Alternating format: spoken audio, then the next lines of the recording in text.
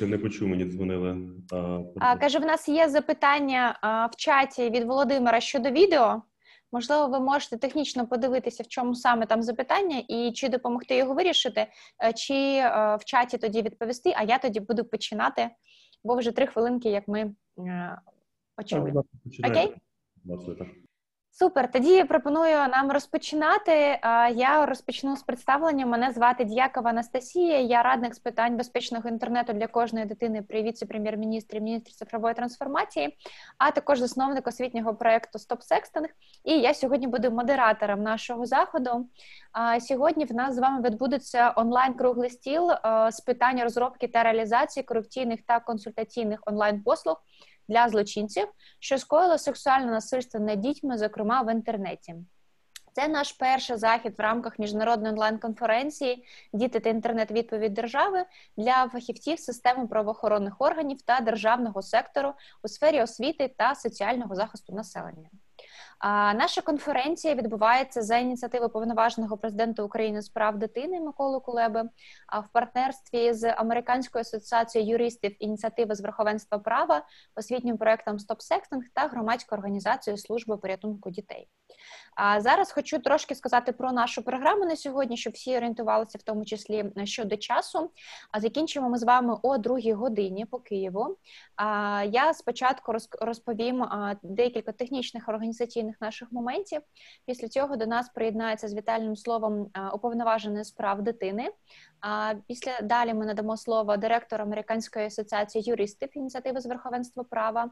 І далі будемо слухати презентацію нашого сьогоднішнього гостя з Великої Британії Дональда. Після того, як відбудеться ця презентація, в нас буде коротеньке опитування і буде час для того, щоб задати ваші запитання. Щодо запитання, ще трошки далі уточню, хотіла б сказати, що в нас відбувається запис цього заходу. Ми вас питали також під час заповнення форми, чи ви не проти, що ми будемо записувати ваш захід. Порозуміємо, що не всі учасники змогли сьогодні в онлайні приєднатися, хтось просто ще не знав про ті захід, тому дуже цінно буде, якщо ми зможемо мати ті знання далі, щоб ділитися з нашими колегами. Також ви вже чули від Ярополка щодо перекладу. Якщо ще раптом цього не зробили, а Дональд почне говорити англійською, ви розтіряєтеся, не будете знати, що робити. Внизу у вас є такий глобус, там написано «перевод» або «переклад», заважаючи, якою мовою у вас встановлено Zoom. Треба обрати іспанську мову. Української, на жаль, в Zoom немає просто, і ми маємо обирати іспанську мову. Так, щодо запитань. Запитання можете всі писати українською мовою. З нами сьогодні працюють перекладачі. Дуже перекладачам дякуємо. Це дуже непроста робота, таку складну тему перекладати ось так відразу. Тому дуже вам дякуємо. Ваші запитання ви можете записувати в чаті, якщо вони у вас по ходу виникають, або залишати на кінець і задати в кінці. Ми будемо дивитися, які будуть виникати питання, і в кінці будемо давати можливість вам самим озвучити і задати ваші запитання. Тому пишіть в чат, щоб ми розуміли, які є запитання. Підіймайте потім руку, щоб ви могли знати, що ви хочете виступити. Під час виступу просимо всіх зам'ютити мікрофони. Класно, якщо ви зможете включити відео, це буде таке відчуття присутності, хоча б в форматі відео, але ж зі звуком, будь ласка, вимикайте, щоб ми не заважали один одному в нашій роботі. Також після заходу завтра ми вам надішлемо презентацію, яку ви сьогодні побачите. І якщо у вас будуть виникати додаткові запитання по темі, то ви можете нам відповідати в листі у відповідь на цю презентацію.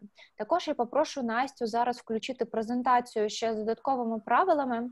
Можливо, я щось забула, щоб ми все перевірили по нашим організаційним моментам. Так, нам потрібна презентація щодо наших організаційних питань. Так, в нас є правила, дякую дуже, Настя, правило піднятої руки. Тобто, якщо ви хочете задати запитання, піднімайте руку або пишіть в чаті. Ми дуже просимо, щоб в нас була толерантність до думок інших людей, тобто вільне висловлювання думок, але ж не треба критикувати чи ображати один одного, не переходити на особистості.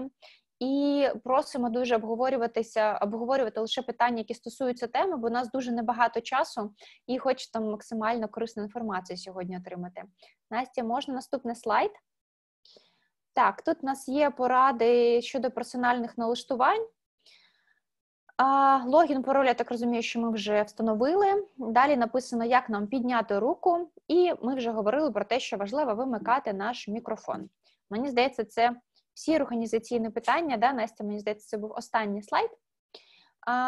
Про переклад, да, я теж вже розповіла, що він в нас внизу знаходиться ось там, де ті глобус. Да. Тоді, здається, з організаційних питань це все. Я хочу подякувати кожному з вас, хто сьогодні приєднався до нашого заходу, нашому поважному спікеру Дональду. Тема, мені здається, захисту дітей в онлайні стала ще більш актуальною під час ковіду, бо і діти, і злочинці стали проводити більше часу в онлайні. Але ж разом із тим корекційні програми для злочинців чи для потенційних злочинців, превентивні програми, це досить нова тема для України, і ми це побачили по вашим коментарям, по анкетам, які ви заповнили. Тому я бажаю нам сьогодні плідної роботи. Та зараз, вже якраз у нас приєднався Микола Кулеба. Тоді хочу передати слово уповноваженому президенту України з прав дитини Миколі Кулебі для вітального слова.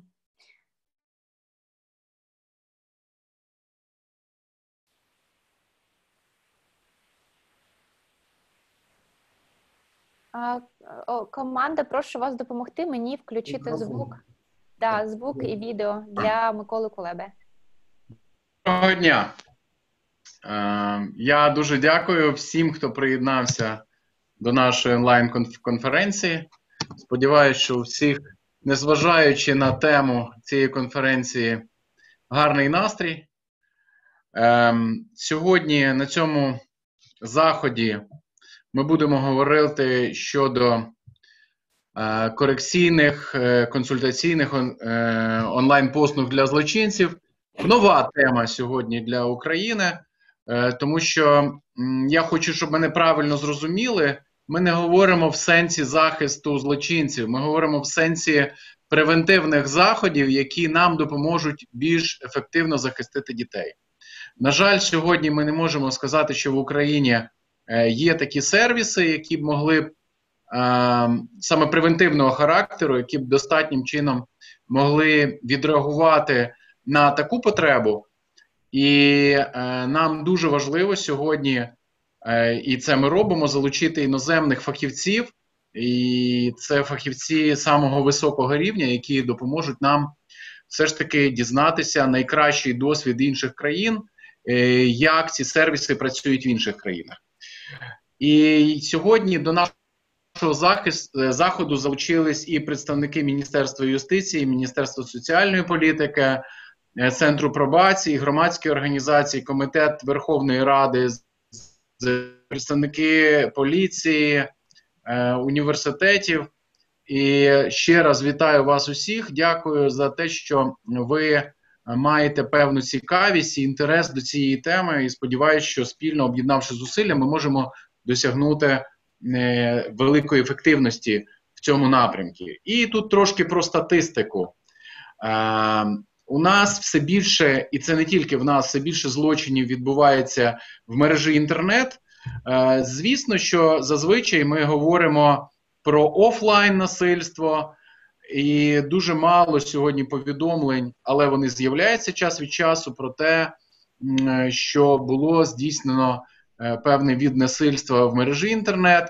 Так от, за статистикою, кожні 5 хвилин в інтернеті з'являється фото чи відео сексуального насильства над дитиною. 40% матеріалів зображують дітей віком до 10 років. Кожна третя фотографія, яка зображує сексуальне насильство над дитиною, це особисто селфі дитини. Тобто дитина розмістила саме свою фотографію, але за цим стоїть якийсь дорослий, який забажав цю фотографію. Тобто і у дитини, може, була в цьому потреба, але хтось попросив дитину розмістити цю фотографію.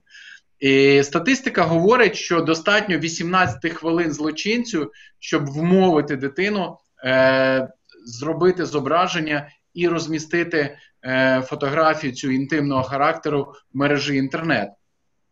І далі досить часто злочинець вимагає вже зустрічі з дитиною, шантажуючи дитину надалі. І ми бачимо навіть за останній тиждень гучні злочини, які відбувались в Україні, коли дитина навіть зґвалтована, але перед тим злочинець вступив в контакт онлайн з дитиною, почав спілкуватися, починався обмін фотографіями, і далі вже злочинець виманив, змусив, запросив, можна як завгодно говорити, але сам факт те, що дитина погодилась на цю зустріч офлайн, і навіть у нас є злочини, де дітей в 9 років і старше були вже запрошені на такі зустрічі, і дитина в результаті було здійснено сексуальне насильство і була зґвалтована. Таких ситуацій все більше і більше, і це дуже непокоїть не тільки нас сьогодні, це непокоїть весь світ, адже з моменту початку пандемії COVID-19 в деяких країнах попит на матеріали, що демонструють сексуальне насильство над дітьми, зріс на 30%. Про це заявив нещодавно комісар ЄС з питань внутрішніх справ Ілва Йоханссон. І коли, звісно, злочинці дивляться такий контент, збільшується попит на такий контент, і це робить вигідним злочинців ще більше займатися виготовленням таких матеріалів і експлуатувати дітей, і робити відео і фото саме сексуального характеру з дітьми. Тому ми так сьогодні занепокоєні і просимо і вас якомога більше залучатися саме до того, щоб перешкоджати цьому. Ми звертаємося і до суспільства також, щоб люди не боялися повідомляти.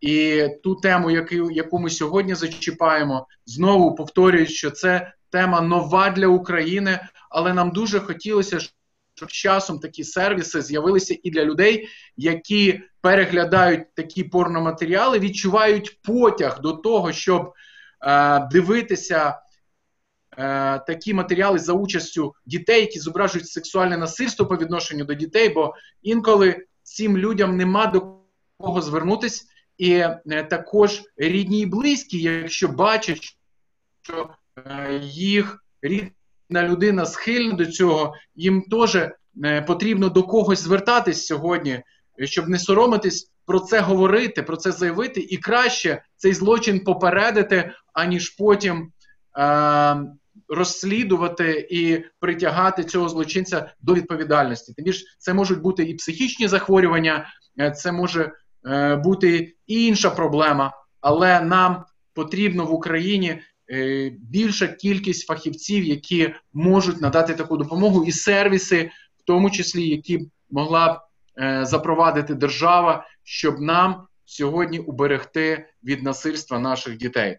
Тому я ще раз хочу подякувати наших партнерів, з якими ми сьогодні розпочинаємо серію вебінарів, їх буде 7 всього. І зараз я хочу подякувати також пана Дональда, директору консультаційної лінії Stop It Now у Великобританії та Ірландії, тому що він погодився сьогодні поспілкуватися з нами, ми зможемо почути про цей важливий досвід, який ми зможемо також імплементувати, сподіваюсь, незабаром в Україні. Настя, тобі слово і дякую всім за увагу.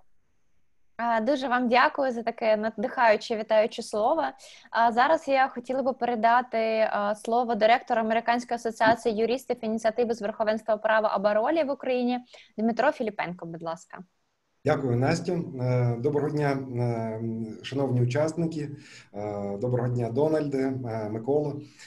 Я б хотів сказати, що, перш за все, ми дуже щасливі, що в нас є такі партнери та можливість взяти участь в такому надважливому проєкті.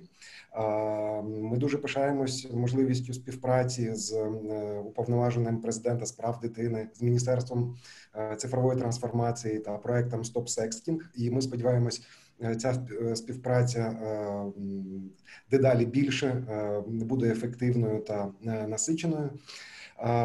Дякуємо, Дональде, що знайшли можливість до нас доєднатись. Я буквально декілька слів скажу про нашу організацію, про наш поточний основний проєкт.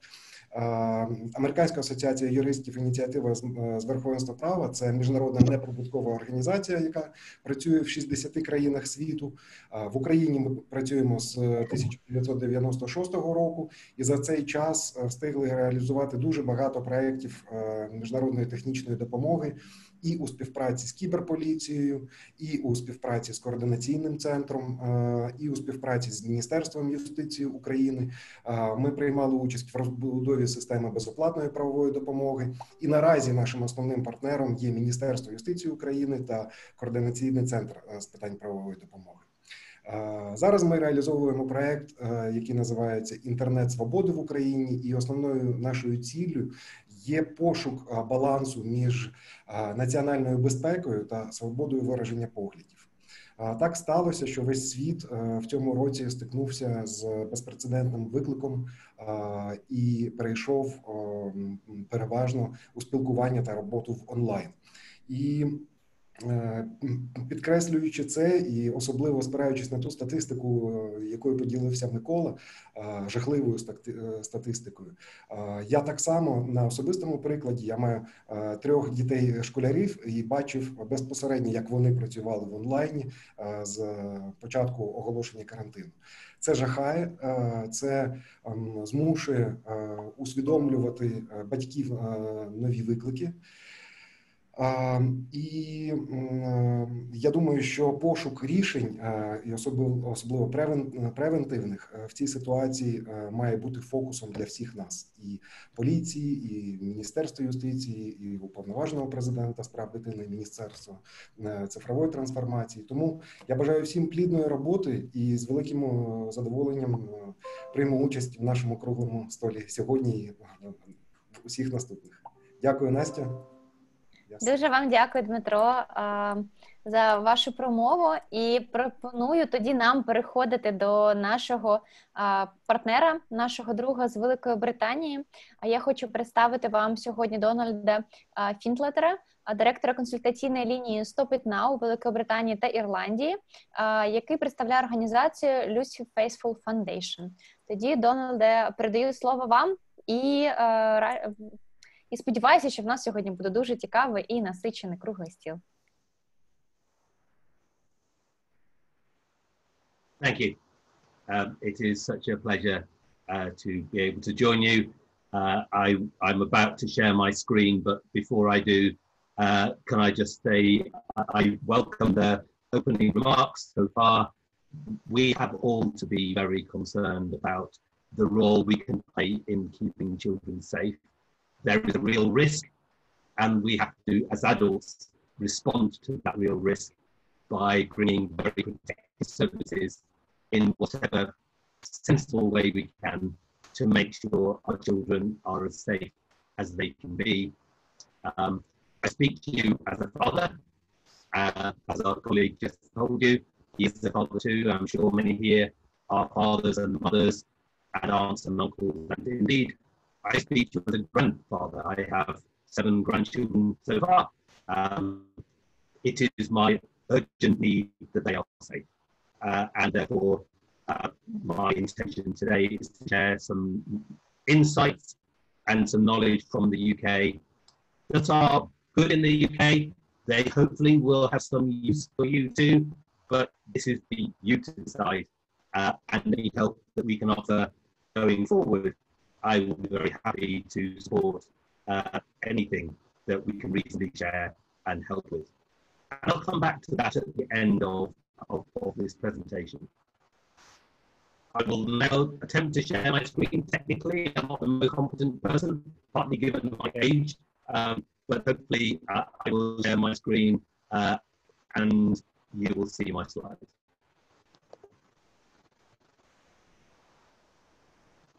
And as you gather, my slides are in Ukrainian. I have a paper copy next to me so that I can read what this says.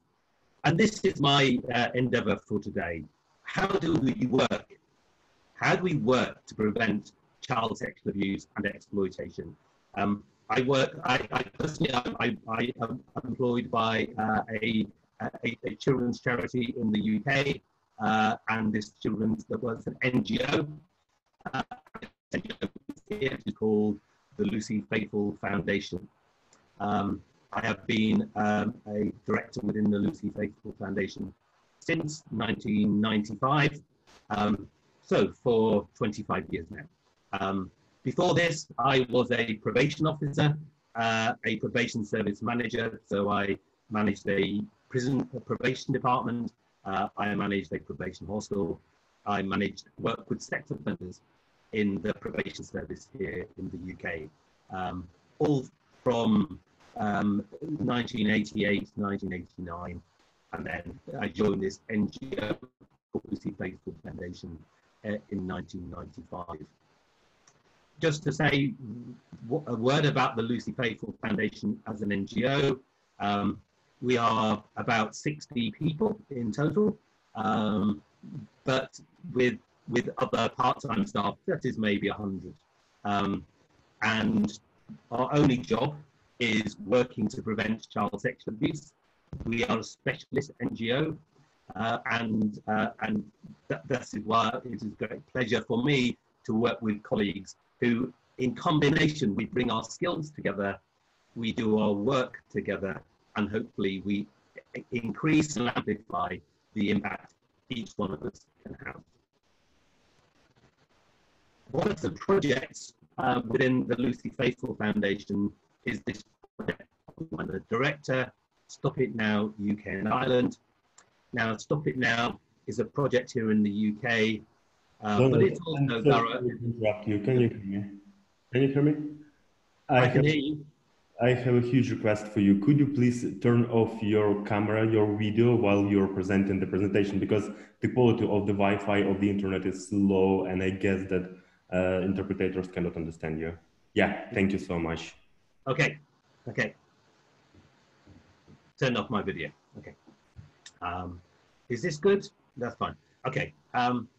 So Stop It Now UK and Ireland is one of 4 projects across the globe. There is a Stop It Now in the US, there's a Stop It Now in the Netherlands, there is a Stop It Now in Belgium.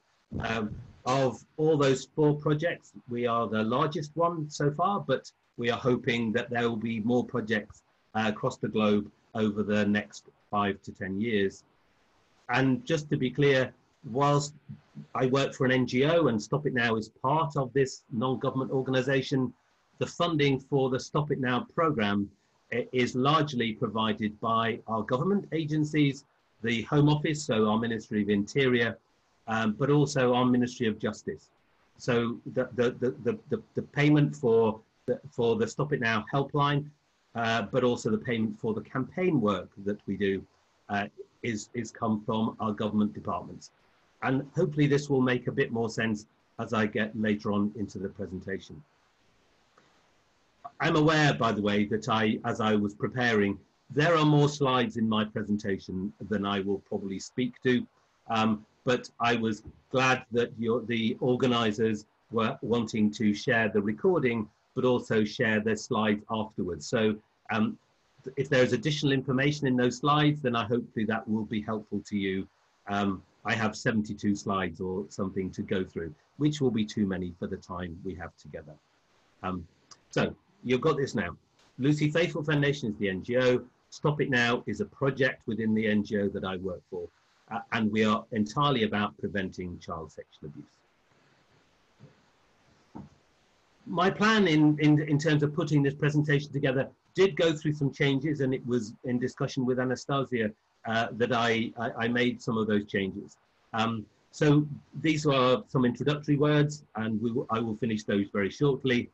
But then in terms of a plan to prevent child sexual abuse, whether it's online abuse or offline abuse, a plan to prevent abuse needs to start by understanding the scale of the problem, the nature of the problem, and the context in which sexual abuse takes place. And the scale and the nature and the context will differ from country to country. So I don't have good insights about Ukraine, but you have those insights. I can bring you insights from the UK, and you can see whether they are useful to think about. I will tell you, I was recently did 2 webinars for colleagues in Brazil. I also have been doing some work in Bulgaria, in Latvia. I will shortly, indeed in the next 2 weeks, be doing some work in Poland and well in Norway, and have been working out in Australia. So the models that I will share with you have an application anywhere, but the specific information needs to make sense in the country where it is being applied. So I will share with you those understandings about the nature, context of child sexual abuse from the UK, and you can then think, well, how does this look in Ukraine?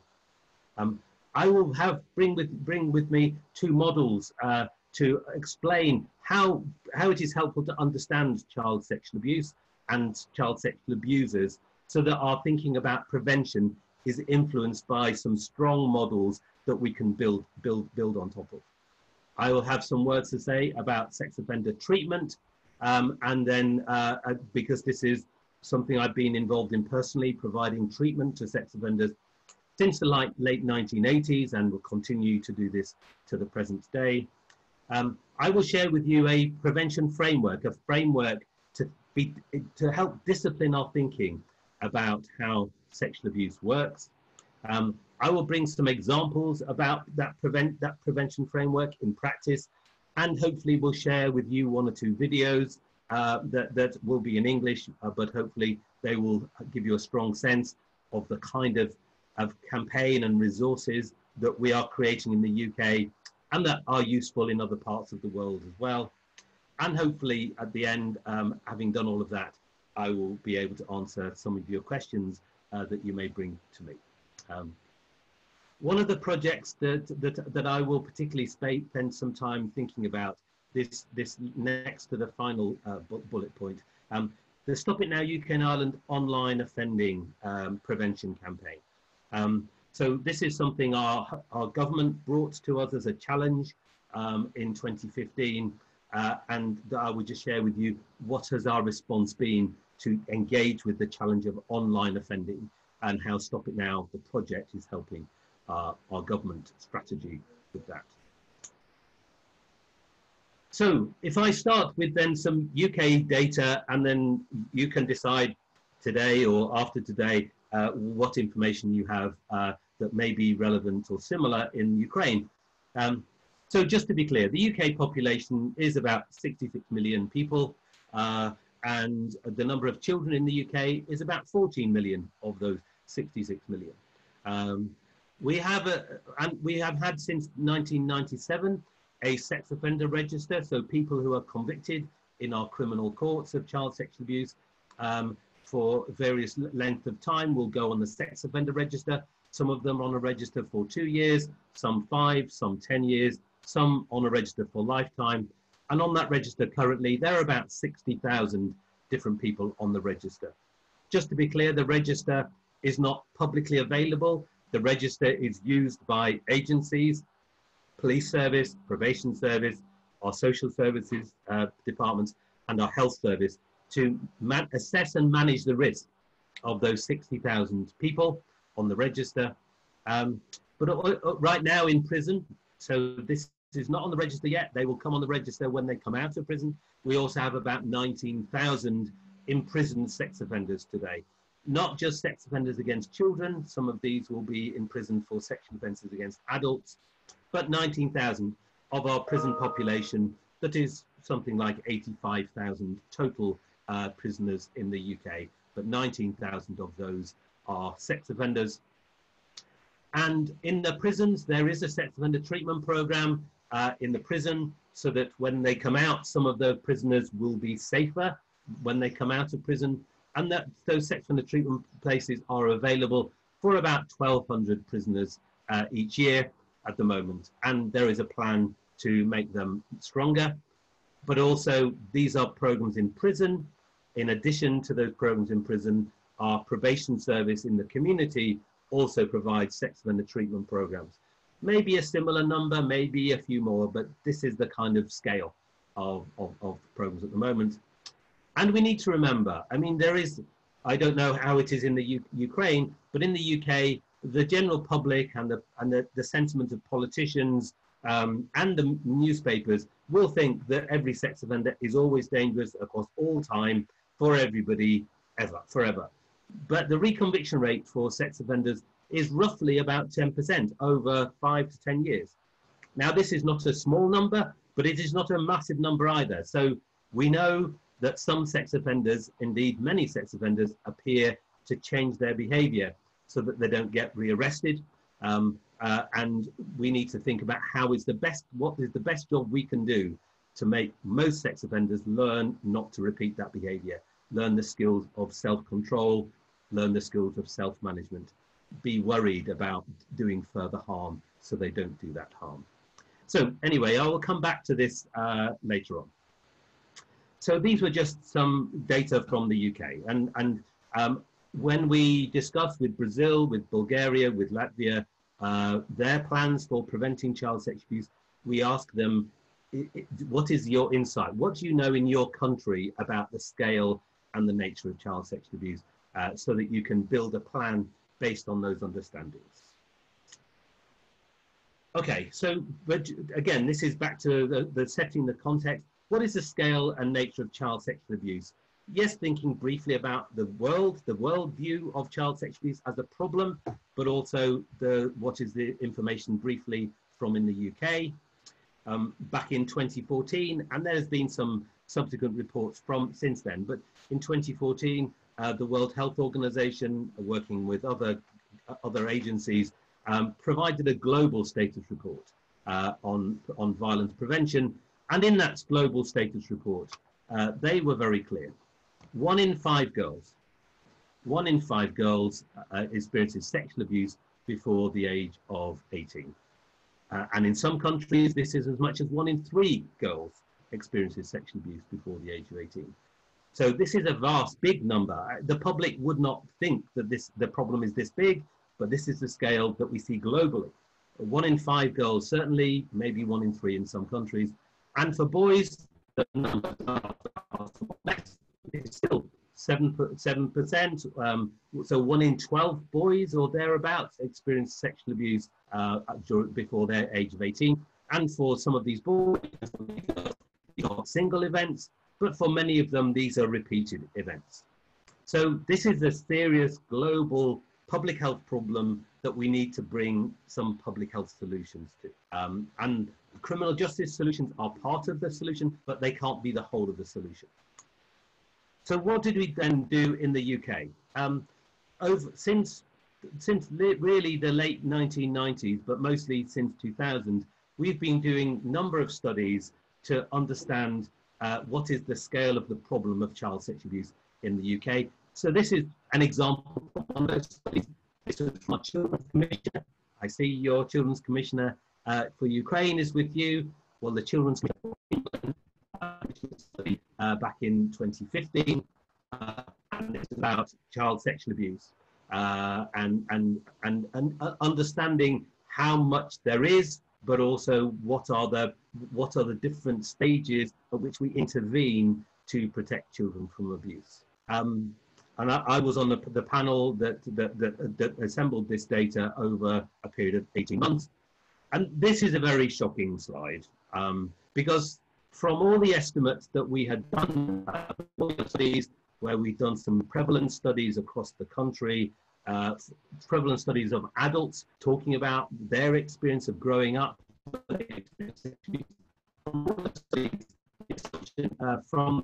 was at about between 400,000 and 450,000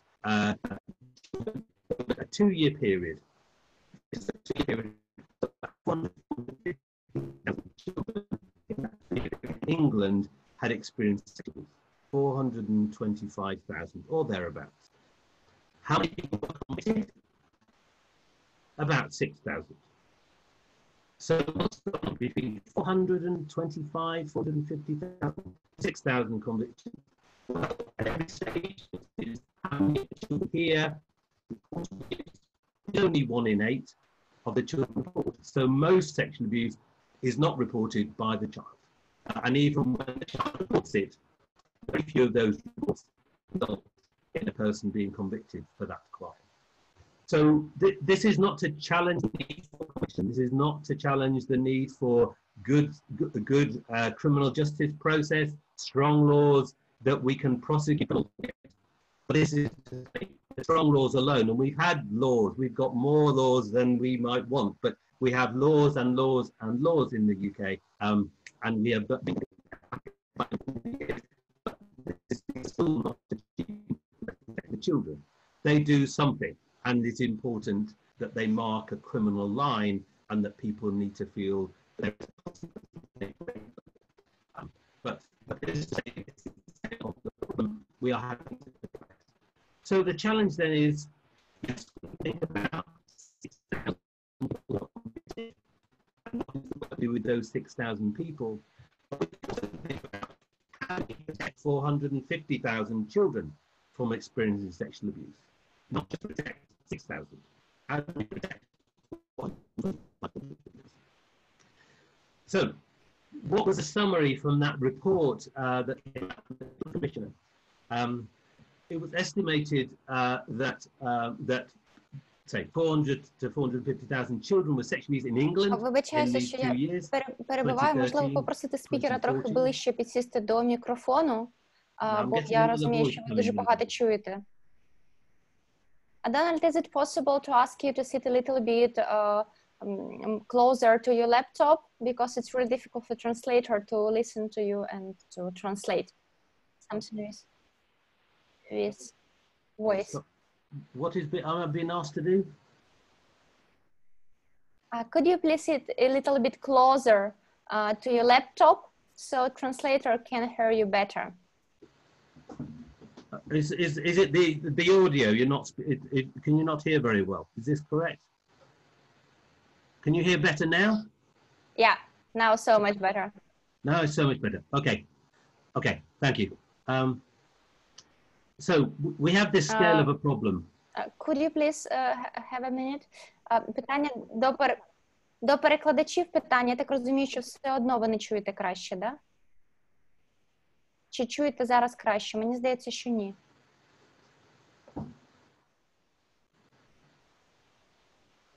Окей, да, вибачте, я вибачаюся перед учасниками за таке технічне питання, але ж в вебінарі бувають такі речі. Просто, якщо ви не будете чути, можете, будь ласка, зупиняти і попросити Дональда поближче підсісти, щоб ви могли чути, що перекладати, бо неможливо ж перекладати те, що ви не чуєте.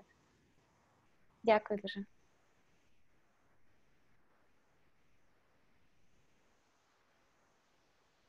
Okay. So do I continue now? Yeah? Okay. I will continue. So this was the Children's Commissioner's report that told us there was this range, 400,000 to 450,000 children sexually abused over a 2-year period in England. And of that number, only 1 in 8 of those victims reported their offences to the police or our social care agency, but was also clear that 60% of all the abuses took place within the family environment. So this was not mostly mums and dads of these children. It was mostly other male relatives or male family friends. This was most of the abusers.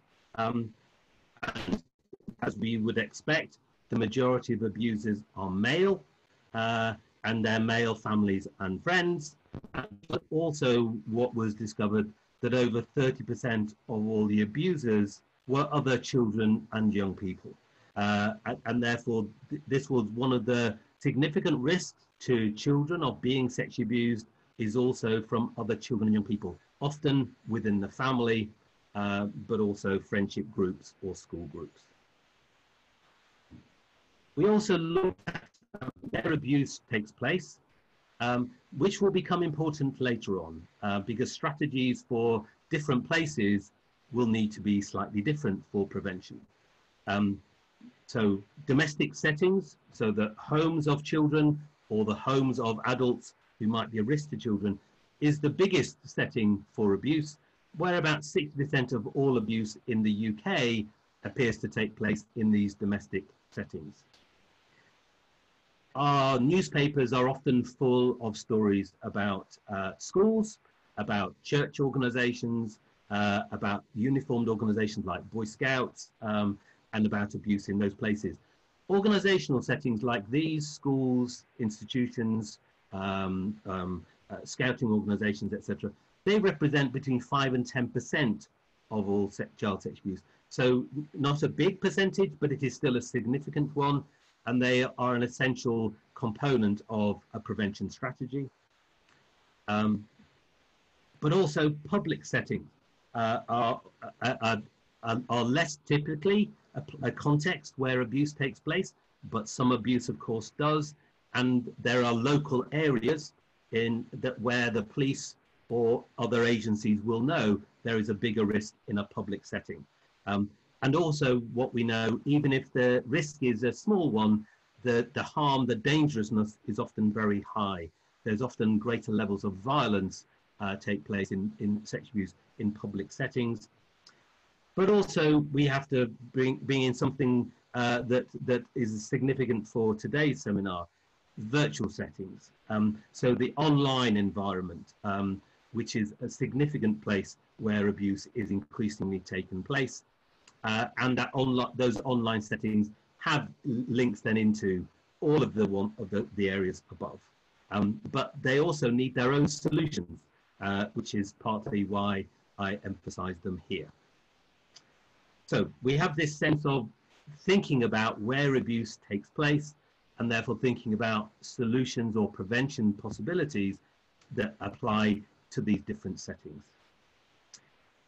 Okay, so I will just kind of pause there for a second and then bring to you two models that I wanted to share to help to understand how abuse happens, who is involved in the process of abuse, which helps us also then think about, well, how do we bring some prevention possibilities to abuse, and thinking about the different people that are involved, and thinking about the different places that are involved.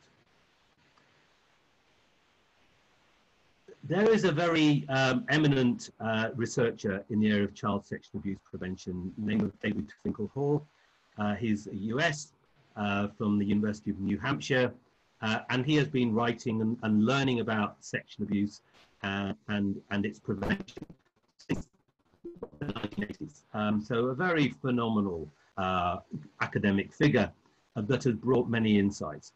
And this was an insight that he brought back in 1984, and it's called the 4 preconditions to child sex abuse. So it's a structure to help us think about who is involved and how are they involved in this process of abuse. As someone personally that's been involved in sex offender assessment and sex offender treatment, you will perhaps start to understand why this model was interesting. And this model, we need to recognize that abuse doesn't start by touching a child. Abuse starts by thinking about the sexual thoughts that someone has. By motivation.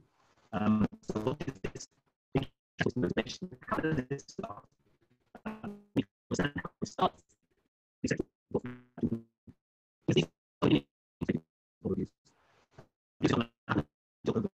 Over here, but this is where it starts.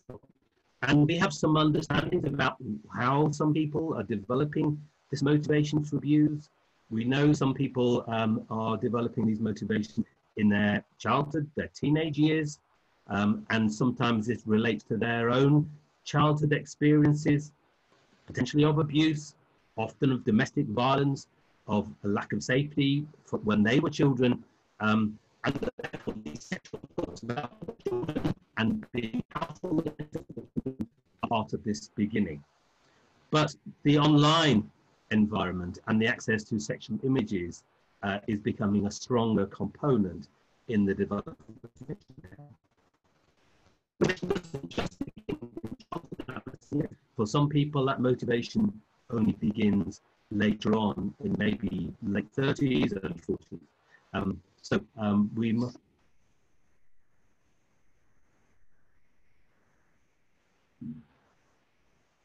Ми втратили вас, перекладачі. Okay. Okay. I'm sitting as close to my laptop as I can. Is this really not good? I'm not sure what else I can do for you.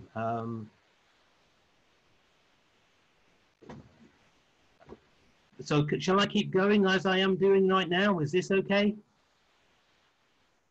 Okay, right. So abuse starts by developing of motivation. And some people have this motivation and go no further. They don't do any harm. They live with their sexual thoughts and they manage their sexual thoughts and they do no harm. For someone to continue this journey towards the next stage would be that they overcome their conscience. They make it feel okay to themselves to do the harm they are thinking to do. They will persuade themselves perhaps that this is how to express love to a child. Or they will say that for a father to be sexual with his daughter is a useful thing for the daughter to experience.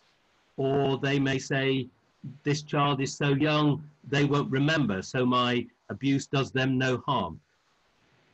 And often they will persuade themselves that this is an okay thing to do, even if other people would not understand it. They will often be blind to the harm that they are doing. This is not an excuse, by the way. They are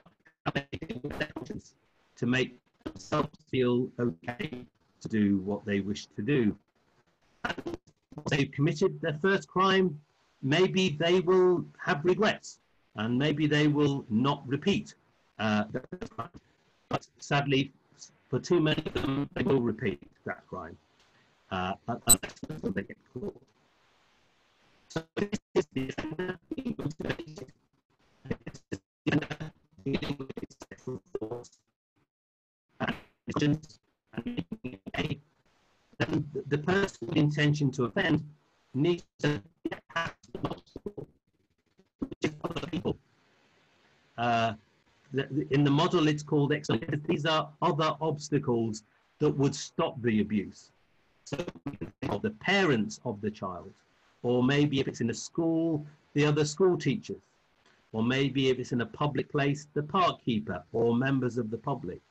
So the offending have to so they don't get away or they don't see what is happening. This is the process of so that they aren't affected.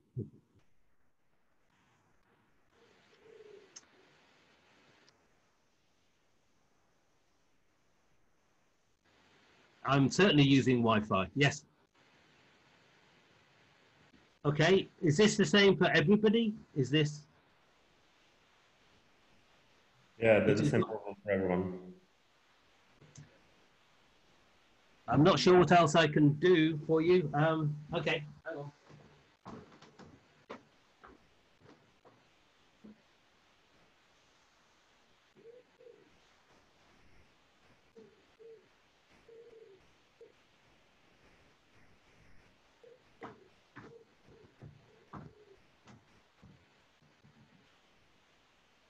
I will just to give Можливо, я тоді відповім на питання, які ми отримали в чаті. Були питання щодо презентації.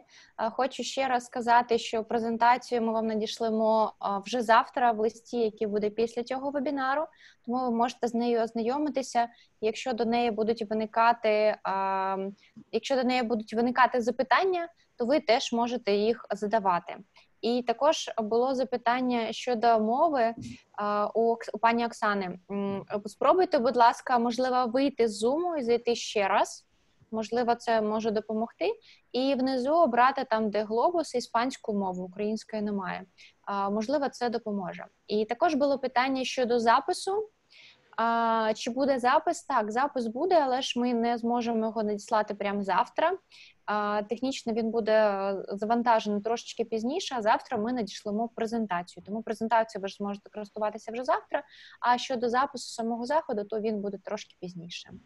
І скажіть, будь ласка, перекладачі, що у нас зі зв'язком, чи повернувся до нас Дональд, і яка в нас ситуація? Окей.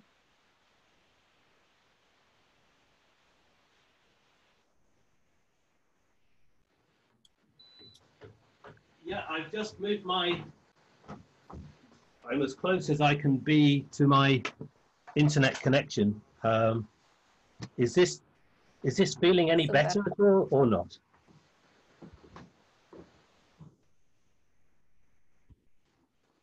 Okay. So while I'm sat on top of my machine. So hopefully. So, can I go from here? Is this okay now? Can you hear at the moment? Okay. So, we have this notion of the offender developing a motivation, overcoming their conscience, then having to manipulate other people so that they don't see the abuse or they don't prevent the abuse, and then finally they also need to then overcome the resistance of their victim, the child that they have in mind to abuse. And sometimes this might involve physical force and violence, but very often it involves persuasion, it involves giving gifts, it involves manipulating the child. So maybe the child doesn't recognize this is abuse that is happening, or that they feel that they are going along with it and that there's something that they are compliant or consenting to. But this is often because children do not understand about abuse, because they haven't been taught about their rights, because they don't realize that some sexual contact of different kinds is not okay. And this model helps us think then about what are the possibilities for prevention? How do we help children be safer from abuse? How do we help them understand their rights? How do we help them understand that certain touches are not okay, and that it is in their right to be able to say no if people plan to touch them in a particular way? But also, how do we make sure the protectors of children, their parents or their neighbors or other people in the school, for example, how do we make sure that these people are alert to the possibility of sexual offences and keep children safe? But equally, we can think, how do we make this person's conscience? How do we make the conscience of perpetrators strong so they realize this is harmful and that I need to get help because I have a problem that I can get help with, and confidential help that means that I can get access to help that means I don't do the harm I realize I mustn't do. We can think about how people develop a motivation, and that is maybe a longer conversation or a different day. So this is one model from David Finkelhor. But we also need to think about the crime of child sexual abuse. And there is a general model from crime prevention that is very helpful. This is from someone called Paul Eck, and it's called the crime triangle. Now, in this crime triangle, all this is saying is for a crime, any crime, and this is the crime of child sexual abuse we're talking about, for any crime, there needs to be three things in place. There needs to be a willing offender. Without a willing offender, there is no crime. but there also needs to be a target victim. Without a target victim, there is no crime. But there also needs to be a place where that crime will take place. And again, if there's no place for it to take place in, there is no crime. But these are important issues to think about. A willing offender, a target victim, and a place. This is the basic chemistry of a crime. We can then think about how do we bring prevention to the willingness of offenders? How do we stop them being willing? Or how do we help children be stronger and more resilient against the possibility of abuse? Or how do we reduce the opportunities of abuse in a place, whether that's a domestic place or whether that's the virtual setting place? We can then think about how we bring other people into this story so that there are protectors of children, so that if the child is still as vulnerable as ever, but there's a protector alongside them that keeps them safe, so a willing offender can't access them. Or how do we make sure that there is always someone that knows the offender and their risk, and that keeps them, manages their risk, so that they can't be a risk to children? Or how do we make sure a place manager, a school caretaker, or a park keeper in a park, how do we make sure they are thinking about how do I keep this place safe for children? And it's bringing the insights of those roles. So just two models to think about building into ultimately a sexual abuse prevention plan. I will come back to those two models in a few moments, but I just want to say a few words first about sex offender treatment programs. So in the UK, we've been delivering and developing treatment programs for sex offenders since the mid-1980s, and I've been involved in these programs since the late 1980s myself. And this is just to give you an insight as to what kind of things are involved in sex offender treatment programs. Mostly, this does not involve chemicals. This does not involve medication.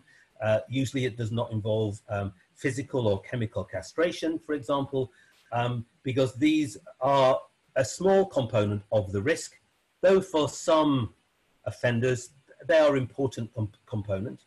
But for more of them, the problem is in their head, the way they think about sex, the way they think about children, the way they think about how to control people, and how they manage their relationships. So if the problem is in their head, the way they think, then we need to help them to think differently. So the programs that mostly across the globe are delivered to sex offenders in prisons or in the community, and the treatment programs here in the UK are psychological treatment programs, and they have these kind of components that I'll share with you now. These are the components of one treatment program that I managed for a number of years. It was a residential program. And this is just to run through what are the basic items on it. One is called victim awareness and empathy. We need to help sex offenders understand the harm to children that sexual abuse causes. We need to understand how to manage their sexual fantasies, because sexual fantasy is a strong component of abuse happening. So we need to help them control and manage their fantasies, and as when they can, to change their fantasies, to help them develop age-appropriate consenting fantasies. So this is an important component.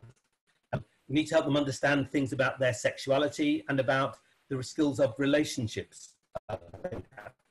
We need to help them be assertive, not aggressive in their skills. We need to help them feel competent to be an adult in an adult world, and not to exploit children who need their protection, not their exploitation.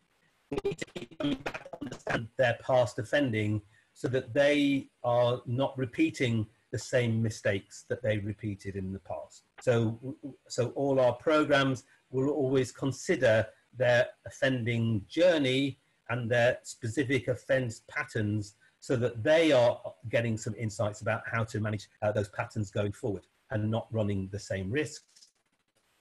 And for many sex offenders, against children in particular, many of them have had traumatic childhoods themselves.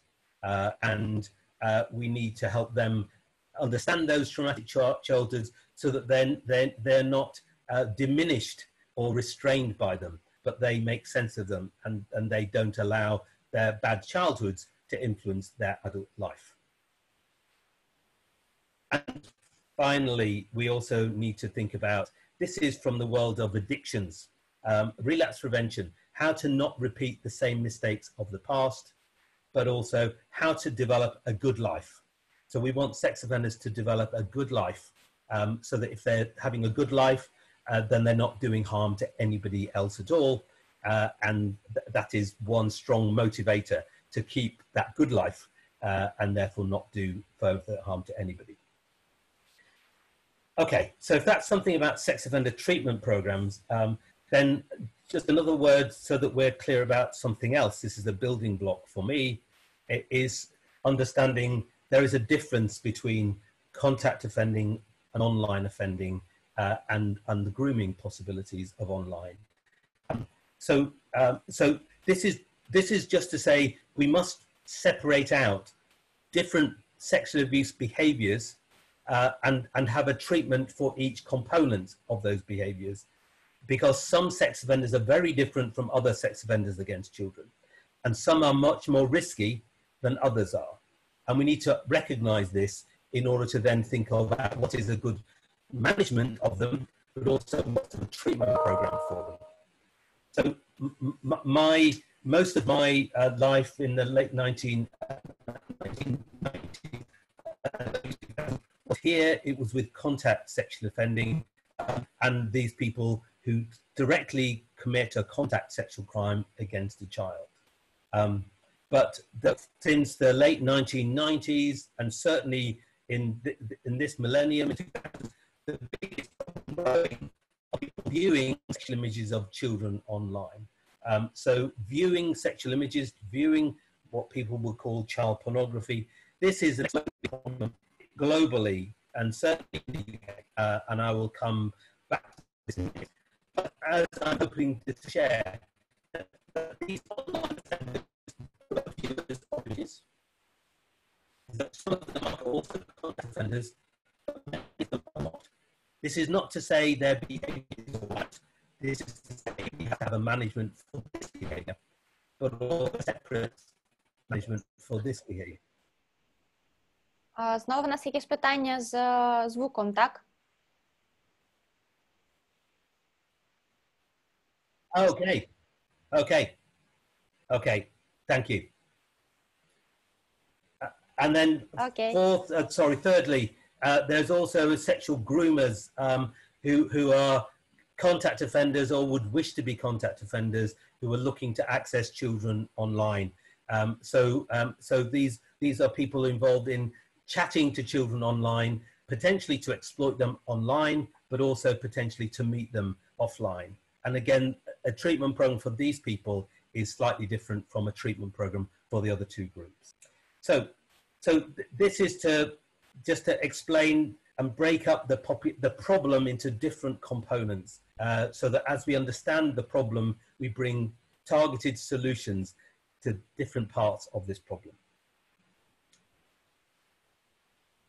So if this is beginning to make sense, I want to talk about a comprehensive framework for preventing child sexual abuse. And this is the work of Stephen Smallbone and colleagues, which our UK government and other governments across the world are starting to take seriously and to respond to the challenge of this prevention framework in having strategies that relate to each bit of it. I will leave you to read this next slide yourselves. I will not go through it in detail because it is a complicated thing to explain until I get to this slide, which hopefully will make a bit more sense in a second or two. So we have prevention targets, and this is the public health model of prevention, where we have across the top primary prevention, secondary prevention, and tertiary prevention. And in the time of COVID, we can certainly think about what public health and understands about primary, secondary, tertiary prevention to do with COVID-19, well, this is primary, secondary, and tertiary prevention when it comes to child sexual abuse. And primary prevention, this primary prevention area is before abuse, and this is about interventions across large parts of a population. This could be interventions or information for all adults, or this could be information for all 5-year-old children. So primary prevention are strategies or information that engage with large sectors of a population. Tertiary prevention is the responses to abuse after it's happened to help it not happen again. So different from primary, this is a much more targeted, and this is after abuse has happened to help it not happen again. And then secondary prevention, this is before abuse, but this is where the problem is looking to be a risk. So this is targeting at-risk groups. So I would tell you from the UK, we know that people who are having sexual thoughts about children are at risk of committing crimes against children. So they are an at-risk group. They haven't committed a crime yet. So it is before abuse, but they're a group we want to engage with to say, if you're having sexual thoughts about children and you're an adult, then we want to help you. In the UK, we would know that children who are disabled in some way, who have physical disabilities or learning disabilities, they are 3 to 4 times more at risk of being abused than children without disabilities. So they're an at-risk group that needs a particular response. So this is secondary prevention. Down this left-hand column, then we have 4 different categories. Targets for intervention. We have perpetrators, or before they've abused, they're just potential perpetrators. We have children who, if we wait till they're abused here, then they will become victims. We have families and communities. So they are a target for prevention. How do we equip families and communities with information so they prevent abuse from happening? And then we come back to this issue of situations or places. How can we prevent sexual abuse from taking place in different situations? So this is a framework to bring our disciplined thinking to how child sexual abuse might work and how we might prevent it from happening. I will now try and give 1 or 2 examples against this model just to show how it works in practice. So we've got this notion of primary, secondary and tertiary prevention. We've got on the left-hand bar, we've got offenders or potential offenders. We have victims, we have families and communities, and we have places. So in that framework, we can think about, well, where would we put treatment programs for convicted sex offenders? In this framework, where would these treatment programs belong? So I will ask you to think about this. Treatment programs for convicted sex offenders. Where would you put these? Are they primary prevention or secondary or tertiary?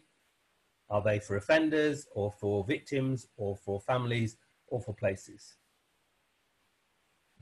Well, I hope that you realize that this is where those treatment programs would belong.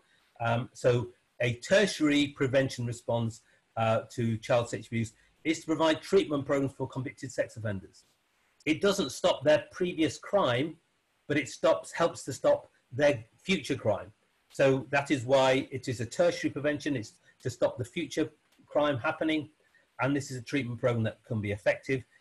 It is one thing that we can do. And there are other things that we will do with convicted sex offenders, as well as provide them with treatment.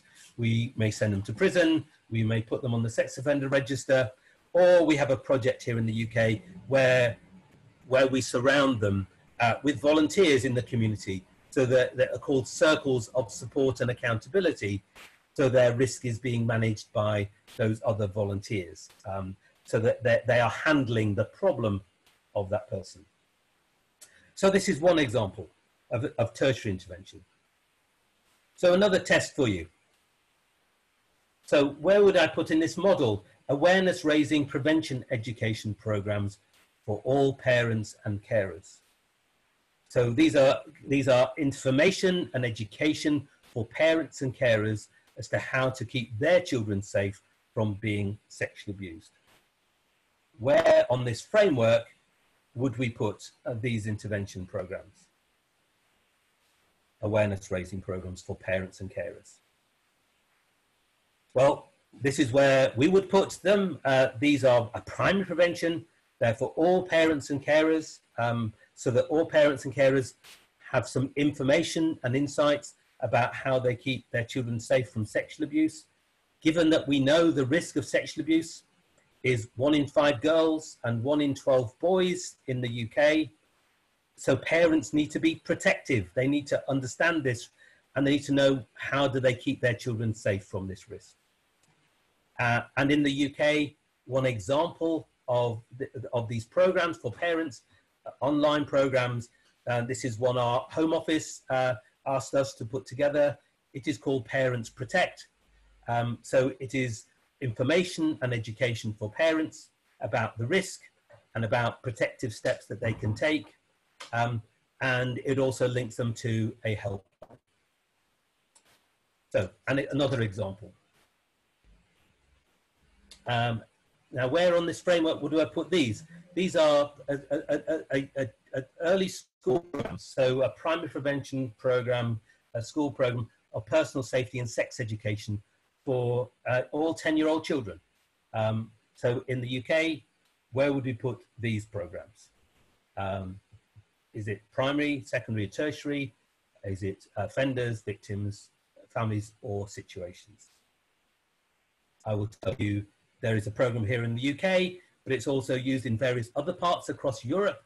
Certainly in Italy, in Latvia, they were using it, in Lithuania. So this program called Hedgehogs, and it is about teaching children to be safe. And in this matrix, this is where we would put this program called Hedgehogs. It's a primary prevention program to keep children safe from becoming victims of sexual abuse. Now, there is another example, a very big volume example from the UK that I provided a link to that is called Pantosaurus. So perhaps I can ask if the organizers can play the video from Pantosaurus to understand, so you can understand how one example of a program that goes into schools can work. And this Pantosaurus video I will ask you to show is for 5, 6, 7-year-old children. It is used in the UK. I understand it's been translated into many languages now. I know last week I heard it is now being also used in China. So the Chinese are also using this program called Pantosaurus. So perhaps I can ask the organizers to share the Pantosaurus video. Is this okay?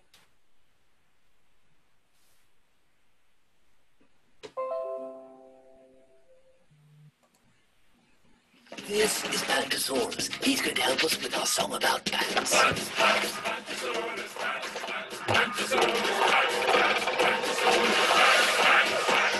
What's in your pants belongs only to you. Your pants are broken parts. Your private parts belong only to you. If someone asks the thing, just tell them no. Pantosaurus likes to wear.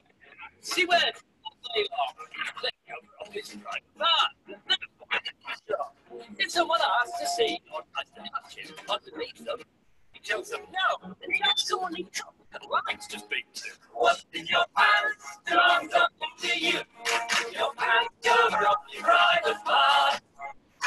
Your private parts belong only to you. If someone asks to see, just tell them no.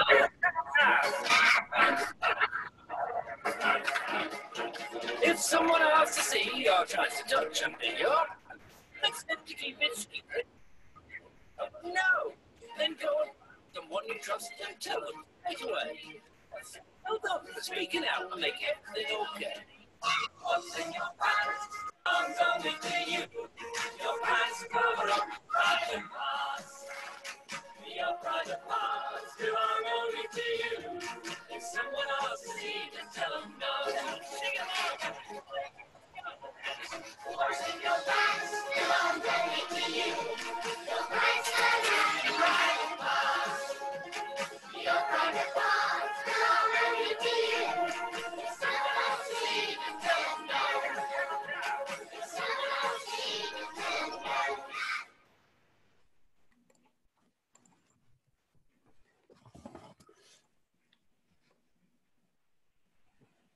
Okay, I think I need to share my screen again.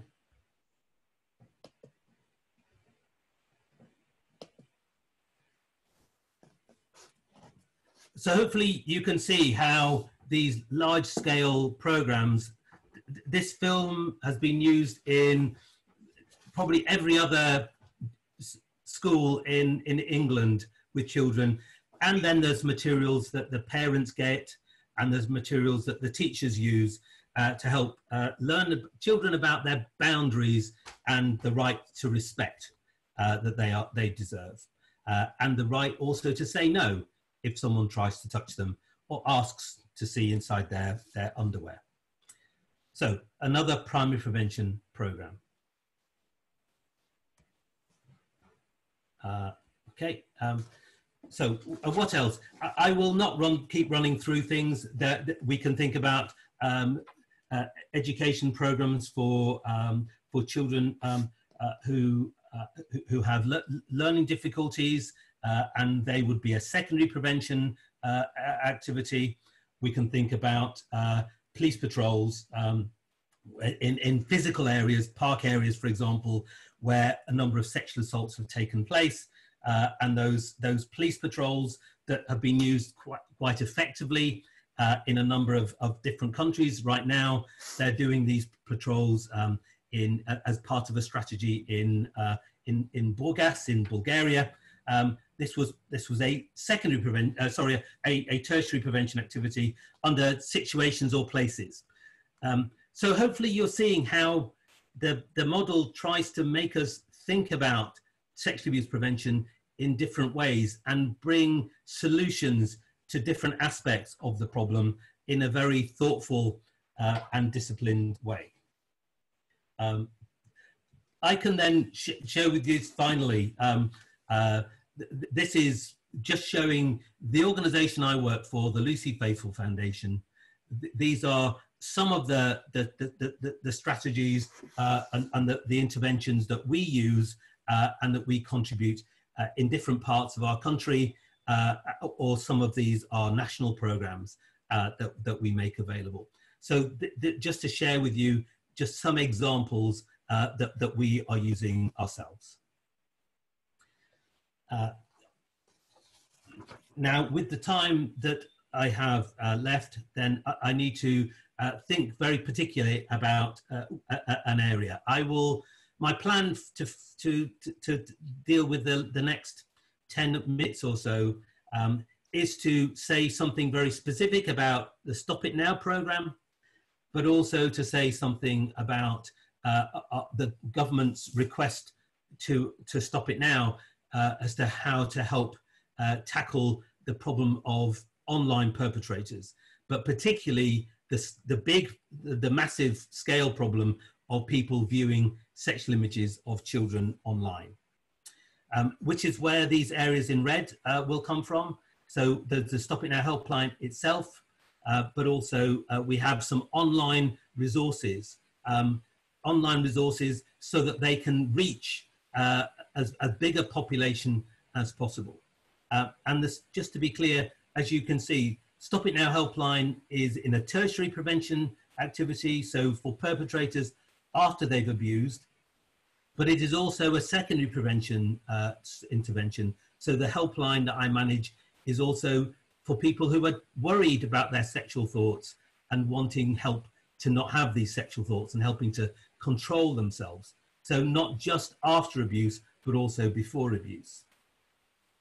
But we are also for families and communities who are working with people after abuse has happened, but also often for families where they're worried about the sexual thoughts developing in maybe a child within the family, and they want our support and help. So one project can be in more than one of the boxes on this framework. This is trying to show this.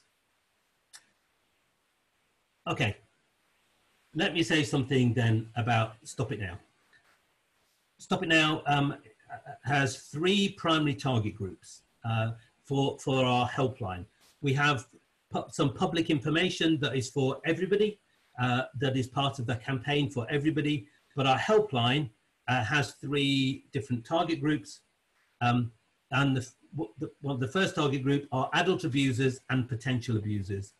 We want to help them recognize their behavior as abusive and seek help to change.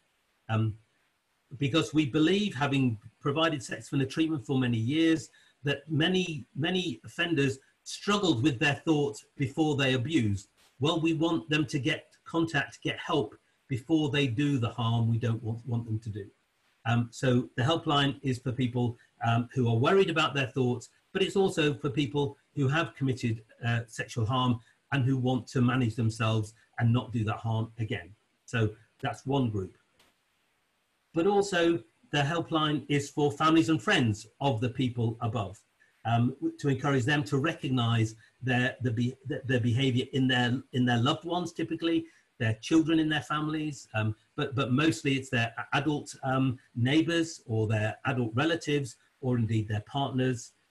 So at the top we have abusers, potential abusers, then we have families and friends of those abusers, and then the third target group are parents and carers of young people with worrying sexual behaviors. We want to encourage them to recognize worrying behavior in their children and seek advice about what to do, not to ignore this worry, but to get advice before harm is done and before a young person potentially has committed a crime. So these are the three target groups. I will tell you that that we've had thousands and thousands of calls from these groups. I will skip through a number of these slides, and maybe you will choose to come and see them afterwards at your leisure. What is the helpline trying to do? We are trying to educate people. We're trying to inform people. We're trying to make sure we're giving them good advice. We're trying to guide them in the steps and the decisions that they would make. We continue to provide them with support. We encourage people not to simply to go away now, but to take steps and to give us a call back so that we can help them with the next step that they will take. And we encourage them on this journey. And we have independent evaluation that demonstrates that all these activities help offenders to manage their behavior better, but also help adults to recognize concerns and to take effective steps. And how do those numbers, how does the numbers work out? 49% of the callers to the Stop It Now helpline are from offenders and potential offenders themselves. So half of all the calls to Stop It Now are from people worried about their own sexual thoughts and behavior. And at the time I'm speaking to you, we have had 49 to 50,000 people calling us since the helpline started. So that's about 24 or 25,000 people concerned about their own sexual thoughts or behavior towards children. Families and friends of these people are the second biggest caller group calling us. You can read the rest of the detail on this slide after the session. This shows how the helpline has grown since we began in 2002. As I say, the Ministry of Justice paid for the helpline to start, and now our Home Office, our Ministry of Interior, is paying an additional sum to make sure that the helpline expands and that we're able to take more calls. I will leave you to read this slide yourself later on. This slide was an important one in terms of where I want to speak to you next about. This is a slide about from one group of offenders only. So one group of target for the helpline. These are offenders and potential offenders calling the helpline. And what this pale bar is at the bottom is the people who are worried about accessing illegal material online, that they've already offended online. So the smaller groups above, some people have committed contextual offences, some people are simply troubled by their sexual thoughts, some people are worried about what they might do online, but this pale blue bar are people who have offended on the internet mostly by viewing child pornography, sexual images of children. So you see the scale of this problem that we are dealing with. So this is about 4,000 people calling us in 2019 because they've committed sexual offences online already. And they're wanting to tell us about that and get help to manage their behaviour. So what are we doing about this? Some of these people, a small proportion, will be calling because they've committed crimes online and they have been arrested by our police, and they want to get some treatment from us. And we have a program where they can access a treatment program. It's called Inform Plus. And this program is for men and 1 or 2 women who can receive this individually. But for men who've been arrested for committing online crimes involving child pornography, they will phone the helpline, and the helpline will then refer them to this program that is offered by the Lucy Faithfull Foundation. And this program involves having a face-to-face meeting, having 10 2.5-hour group sessions with other similar offenders, and there are 8 or 10 men in a group, and then there are 2 group leaders for each group. And between each session of 2.5 hours, there is also homework for the men to do. And where it's necessary, then we can provide this on an individual basis. For example, if people have work that stops them attending the program. And the offenders pay for this program themselves, by the way. So if that is what the program is about, this is the content. So we explore their offending. We look at their role of sexual fantasy, as you've seen from the components of sex offender treatment. Understanding the role of sexual fantasy is important. Understanding the addictive nature of the behavior is also important. People need to tell us about how they've lost control, and we can help them learn the skills of retaining control over their online life in the future. We need to help them to disclose their behavior to loved ones, to families and friends, maybe even to their own children. So this is important for them to be honest with other people. So we can help them to do that. We will share them criminal justice information, and we need to help them, the bottom, we need to help them achieve some big changes in their lives and to feel positive about their future without offending going forward. So if that's program for offenders themselves, we also, alongside of the offender program, we have a program for partners or for other family members, which is called the Inform program.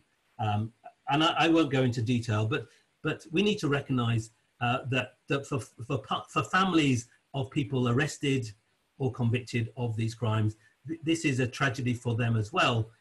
And therefore we need to provide them with some treatment, because they will be an important part of the offender's future and their future good behavior. So, but they also have their own needs, often their needs as a mother to their children. So we need to help support them through this other program. So far, we have had about 2,500 men through the Inform Plus program and about 650 women through the Inform treatment program. So these programs are for people who are arrested, mostly. But because most online offenders are not arrested, we also have created these programs as an online program that people can access freely. So we have online a self-help program, a treatment program that's available online so that people can access it freely in their own time. It is confidential. It is part of the Stop It Now helpline programs, and that we have seen tens of thousands of people accessing this program from the UK in the recent years. And I won't go through the detail. Again, I have probably 6 or 7 slides about this online program, but it is there, increasingly we can use the online environment to provide good solutions to problems. Back in 2015, our government came to us to say that they are arresting, the police arrest about 5,000 online offenders every year, 5,000, the police arrest. But the police also say they can see 100,000 or more viewing sexual material online about children. So the arresting people is a small part of the whole problem. So that's why we create these online resources in order that they can be accessible to people at a big scale. How do we reach 100,000 people with resources, with treatment programs? How do we reach 100,000 people with messages to access these treatment programs? So this is what we were doing with this Stop It Now, Get Help program. And I can run through the components, but you can do this for yourself if you visit this environment. So we have two programs. One is for people who are concerned about their online life, and one is for people who are concerned about their contact, their real world, not online at all. So we have two programs. One is online and one is about offline life and sexual thoughts about children. And this is, this starts into the website that is called Stop It Now, Get Help. And on the left-hand side, you see the different components of this program. And I will ask the organizers to play, how do we get people to visit this site? We get people to visit this site by having news stories in our newspapers, by having articles on the daily news, but also using social media, Facebook, Twitter, to drive people to our website. And I will ask the organizers before I finish yeah. Ми все це, share the link. ми все це зможемо зробити. Ми додамо всі ті посилання до листа, які учасники отримують завтра. Тому обов'язково всі ці посилання ми додамо. Дуже дякую, дуже гарна ідея. Okay, so but can we play the film The Knock, the other link that I sent to you? Is this possible now? Do we have time for this? Hello, can you hear me? Так, хвилинку зараз вмикаю. So okay, thank you.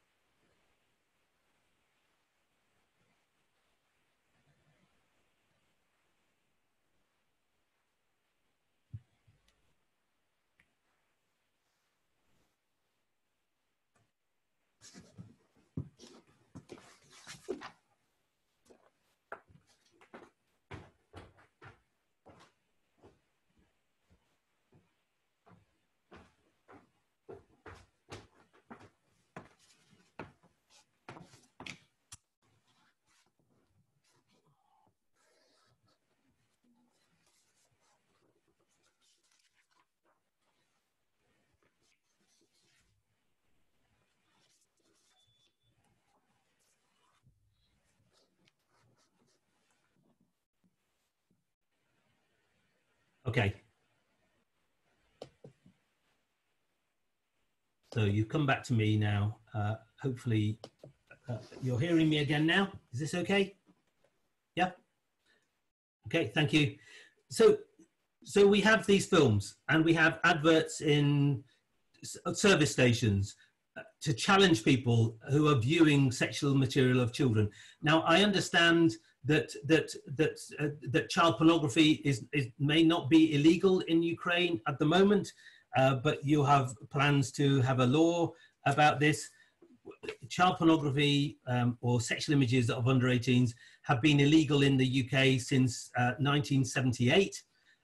So we have laws about this, but the internet is allowing an explosion of viewing of this sexual material of children.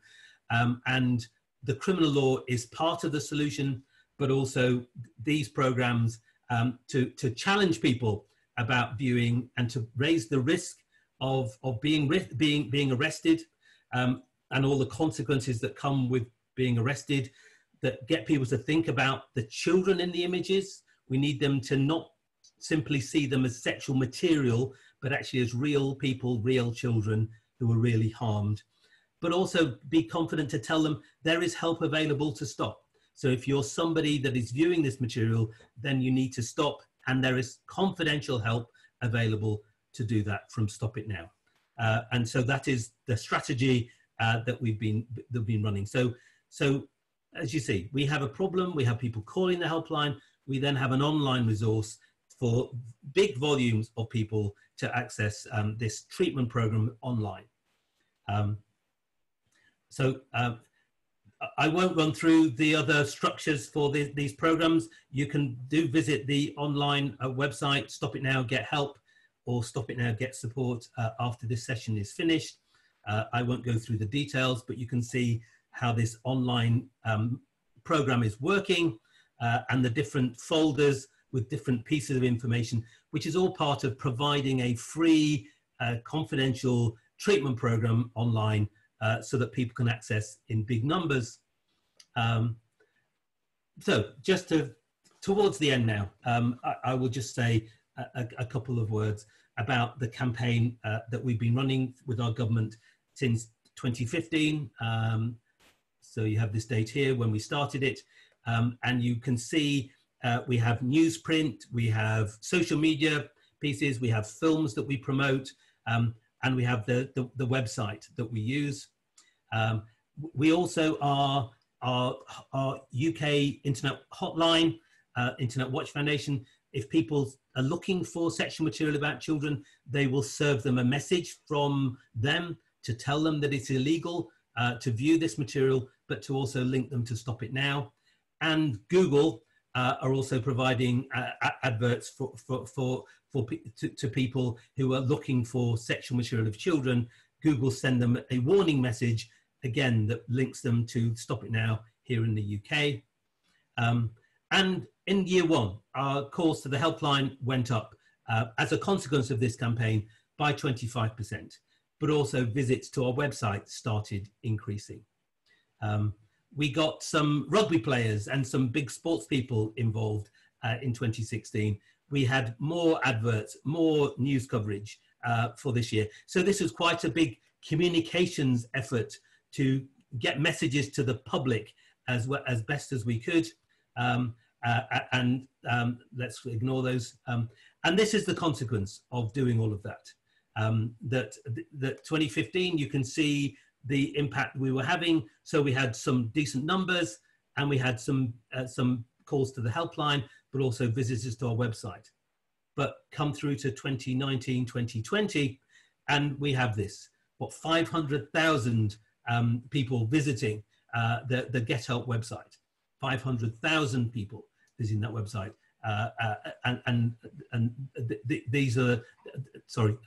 These are the numbers of visits that they were making. Sorry, this is the number of people visiting.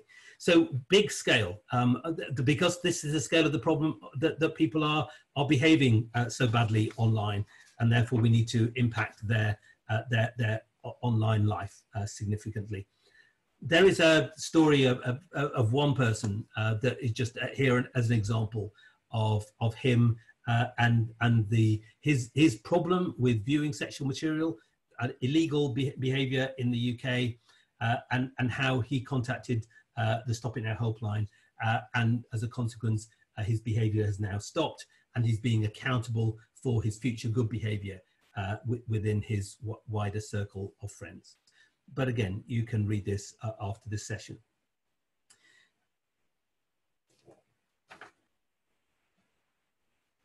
We get feedback from users in large numbers who are grateful that we exist, who didn't realize help was available, and who are telling us how their behavior is changing as a consequence of realizing the harm that they're doing, realizing that free help is available, and learning to live a good life now in a way that they haven't lived for potentially a number of years. And we have plans going forward. We started this program in 2015, this online program, We have plans. We are now developing some resources to do with sexual grooming, and we're also putting some material on the dark web. And we're doing some work with some global funds now to make sure this work can spread beyond the UK and in a number of languages, so that we can target as many people with this effective resource as we can. These are just the last two slides before I finish. There is the programs I've talked about, the programs you've seen, whether it's sex offender treatment programs, whether it's programs for parents, whether it's the Pantosaurus film for children to see in schools. All these programs are held in one single location online, not just our programs, but other people's programs. So we have a thing called the EXA website. The link is going to be on the next slide, which at the moment has programs from all these parts of the world that are freely available for you to read and be interested in if you want to. It also has some explanations about designing a strategy for sexual abuse prevention. And it is this website here called EXA, ECSA. So if you're interested in any of the programs that I've shared so far, then they're all described very briefly in this website, but also then there is contact details for how to get further information if that's of use. And clearly there's the website for the Lucy Faithfull Foundation itself, and also for Stop It Now. So this is what I wanted to share. I'm sorry if some of the audio has not been great. So I hope that's not spoiled your experience of listening too much. I hope you will go on the resources and see them again, and visit the EXA website. If any way I can help in the future, then you will need to just contact me and ask me. I will do the best that I can to help. And maybe in the next few minutes, there will be some questions and I'll try and provide some answers. So thank you very much for your attention, and good luck in how you make use of this webinar just now. Thank you. Bye-bye. Дуже вам дякую, Дональде. Дуже вам дякую, колеги. Бачу просто шалену кількість запитань від вас у чаті.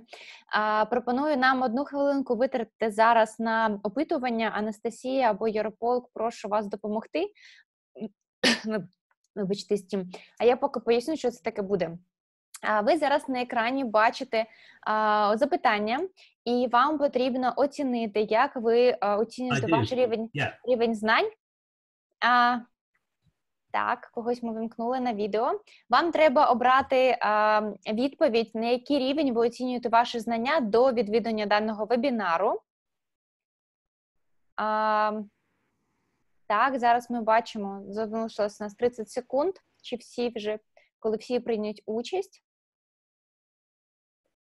Оберіть, будь ласка, варіанти відповіді,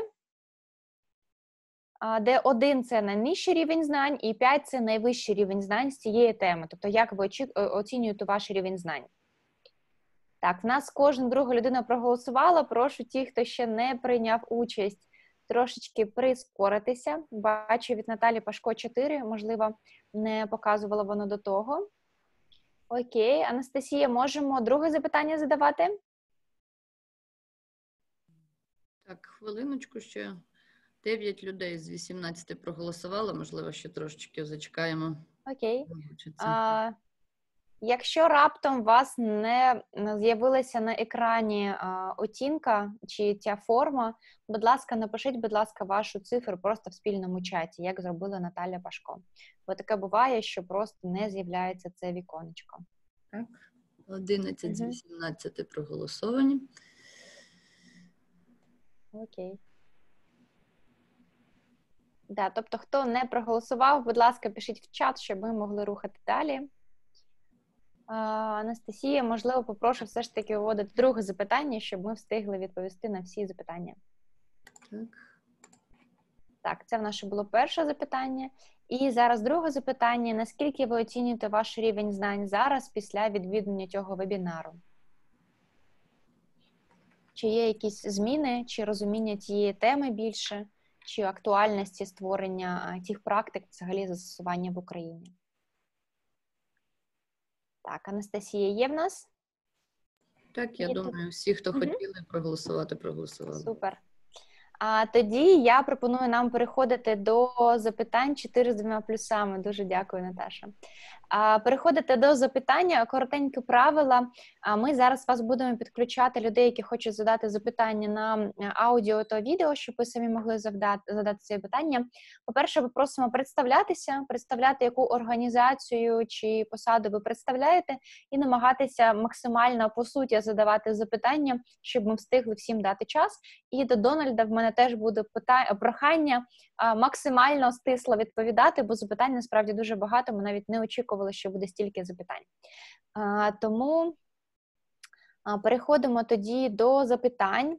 І перше запитання в нас, зараз одну хвилинку, перші запитання в нас були від Наташі Пашко, тому, Наташа, надаю зараз тобі право слова і попросити включити так. Ось так. І, можливо, звук. Колеги, допоможіть мені, будь ласка, із звуком. Так. Я думаю, що мене чутно, так? Да, супер, ми тебе бачимо. Супер. Я рада всіх вітати. У мене запитання, звичайно, із практики. Перше, чи добровільно є проходження даної програми? І наступний момент, теж цікаво, я бачила, є програми для родичів, тих осіб, які здійснюють таку категорію злочинів. Який, можливо, відсоток, що вони дійсно звертаються, так, і як здійснюється з ними безпосередньо робота? Чи є відсоток тих, хто, дізнаючись, що їх рідний здійснює таку категорію злочинів, не погоджується на проходження такої програми?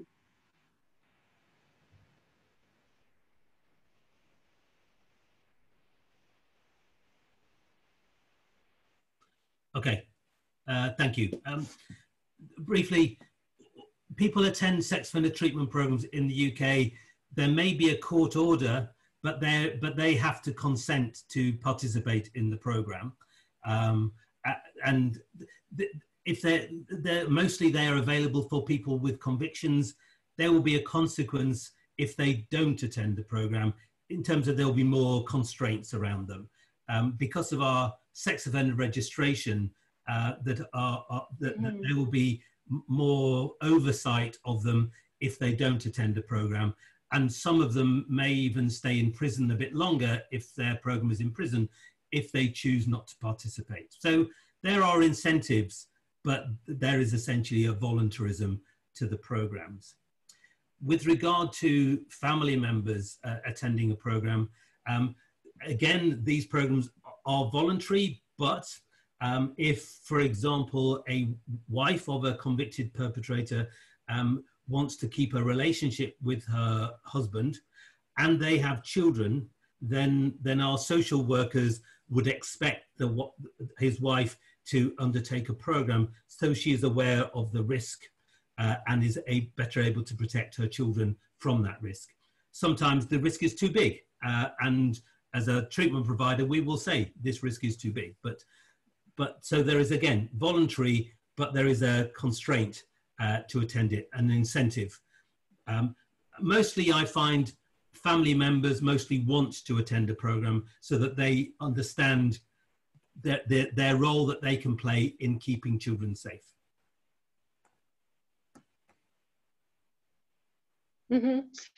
І останнє моє таке запитання, я розумію, що, можливо, від мене є багато запитань. Яку саме, хто здійснює програму роботи з кривдниками? Це психолог, це може бути соціальний працівник.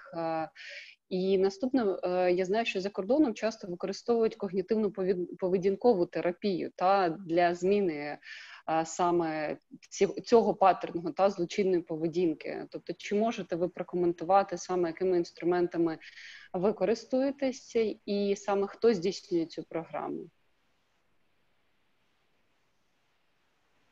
Okay, yes, it varies from setting to setting. So in prisons and in probation service, in prisons, the psychologists would have an overview of the program, but mostly psychologists are not involved in delivering it.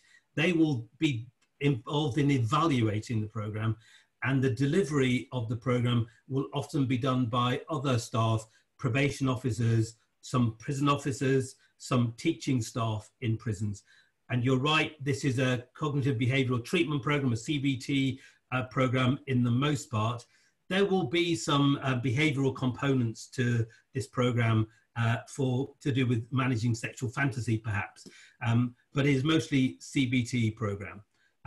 In the community, it is mostly probation officers that will be delivering the program. So again, not mostly psychologists involved in evaluating the program. So taking the psychometric measures so that there's a pre and a post psychometric measure to measure treatment change and outcomes. So in my organization, in the Lucy Faithfull Foundation, we have psychology team. I have 5 psychologists who are involved in delivering the programs. We also have some probation officers and some social workers who are involved in delivering the programs. So it depends where you get the program. So in my NGO, it is a range of staff, but in the prison and the probation service, it is mostly non-psychologist staff, but psychologists are essential for the measurements for the use of psychometric testing, for example. Дякую дуже за матеріали, дуже корисно. Дякую всім учасникам. Дякую дуже, Наташа, за запитання. І далі в нас було запитання від Ірини Яковець щодо статистичних показників. Ірина, підключаємо вас. Да, я в цілому хочу подякувати, і я вже відповідь частково отримала, ми побачили динаміку наприкінці виступу, тому єдине питання, яке залишилось, яким чином оцінюється якість і ефективність саме цих програм, і наскільки часто зміст їх змінюється. Можна вас попросити представитися, бо ми Наташу теж не представили. Ірина Яковець, перший заступник директора Державної установи «Центр пробації». Супер. Просто Дональду буде простіше розуміти, кому саме він відповідає, зважаючи на специфіку запитання. Дякую вам. Okay, thank you for your question. Look, I guess I'm trying to represent how it works across the whole sector in the UK, rather than just the Lucy Faithfull Foundation. Because my background is in the probation service, this is where I first began to design and deliver sex offender treatment programs. The prison and probation programs are now designed in combination with each other so that they fit better together. And these programs have in the last 2 years have gone through a very big redesign so that to make them more effective. But I would tell you in the Lucy Faithfull Foundation, our programs, we review our programs every 12 months as a minimum, partly because the online environment is changing so much, but also insights from sex offender literature are changing. So we change our programs, review our program based on outcomes and new literature every 12 months, and we design new programs alongside of that. And because of delivering some programs online, the probation service in the UK is now looking to our online programs to see if our online programs are a program that they will also want to use. So this is a discussion that is available at the moment. I would tell you in terms of the probation service that the UK prison program, I was in discussion with colleagues in Latvia who are using this UK program in Latvia. I was in discussion with colleagues in Norway who are using the UK program in Norway. So sometimes these programs are not flexible enough. And this is a criticism I guess I will bring, that when they're a big national program, they can then become very rigid and not be sufficiently flexible. This is a challenge. for big organizations, but I think one that can be met. But because we have to pay attention to the literature and the research, then we need to always have some flexibility in our programs. So the aim has to be about delivering effective programs.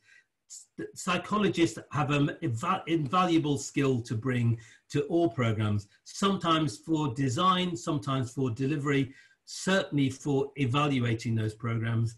And also, of course, we have a big additional evaluation in terms of reconviction statistics. Do people who've attended a program reconvict at a lower rate than people who didn't attend a program? So we have to do this piece as well. And there are lessons that we shall all learn from doing this well. This is a journey we all on together. And you ask a big question. I'm not sure I've given a satisfactory answer.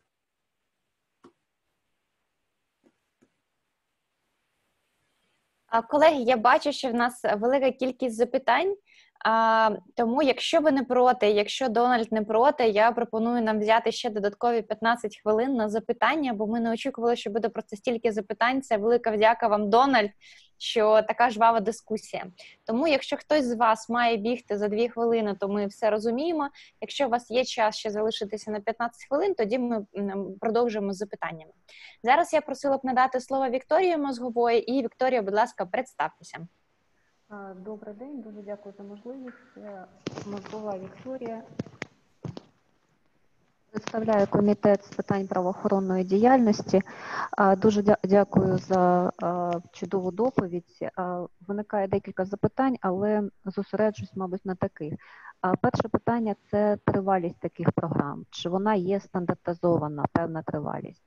Чи впливає, наприклад, те, що особа під час проходження програми зупинила її проходження, наприклад, відмовилася від проходження, і як це впливає на правові наслідки для цієї особи? Наприклад, коли вона була достроково звільнена від відбування покарання, погодилась на програму, але потім відмовилась в процесі проходження цієї програми. Або навпаки, чи є поняття неуспішного проходження програми? І знов-таки, які наслідки для особи, якщо вона її пройшла неуспішно. Також питання, чи ці програми, як ви сказали, вони йдуть без медикаментозного супроводу. Тобто, фактично, це робота психологів, соціальних працівників.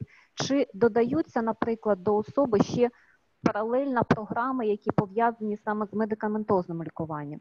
І останній такий момент, чи перевіряється, наприклад, коли особа погоджується на проходження програми, чи йде перевірка, чи підходить ця особа взагалі до цієї програми? Тобто, бо рівень, скажімо так, відхилень у кожного свій, і чи у зв'язку з тим, що ця програма, вона більше корекційна?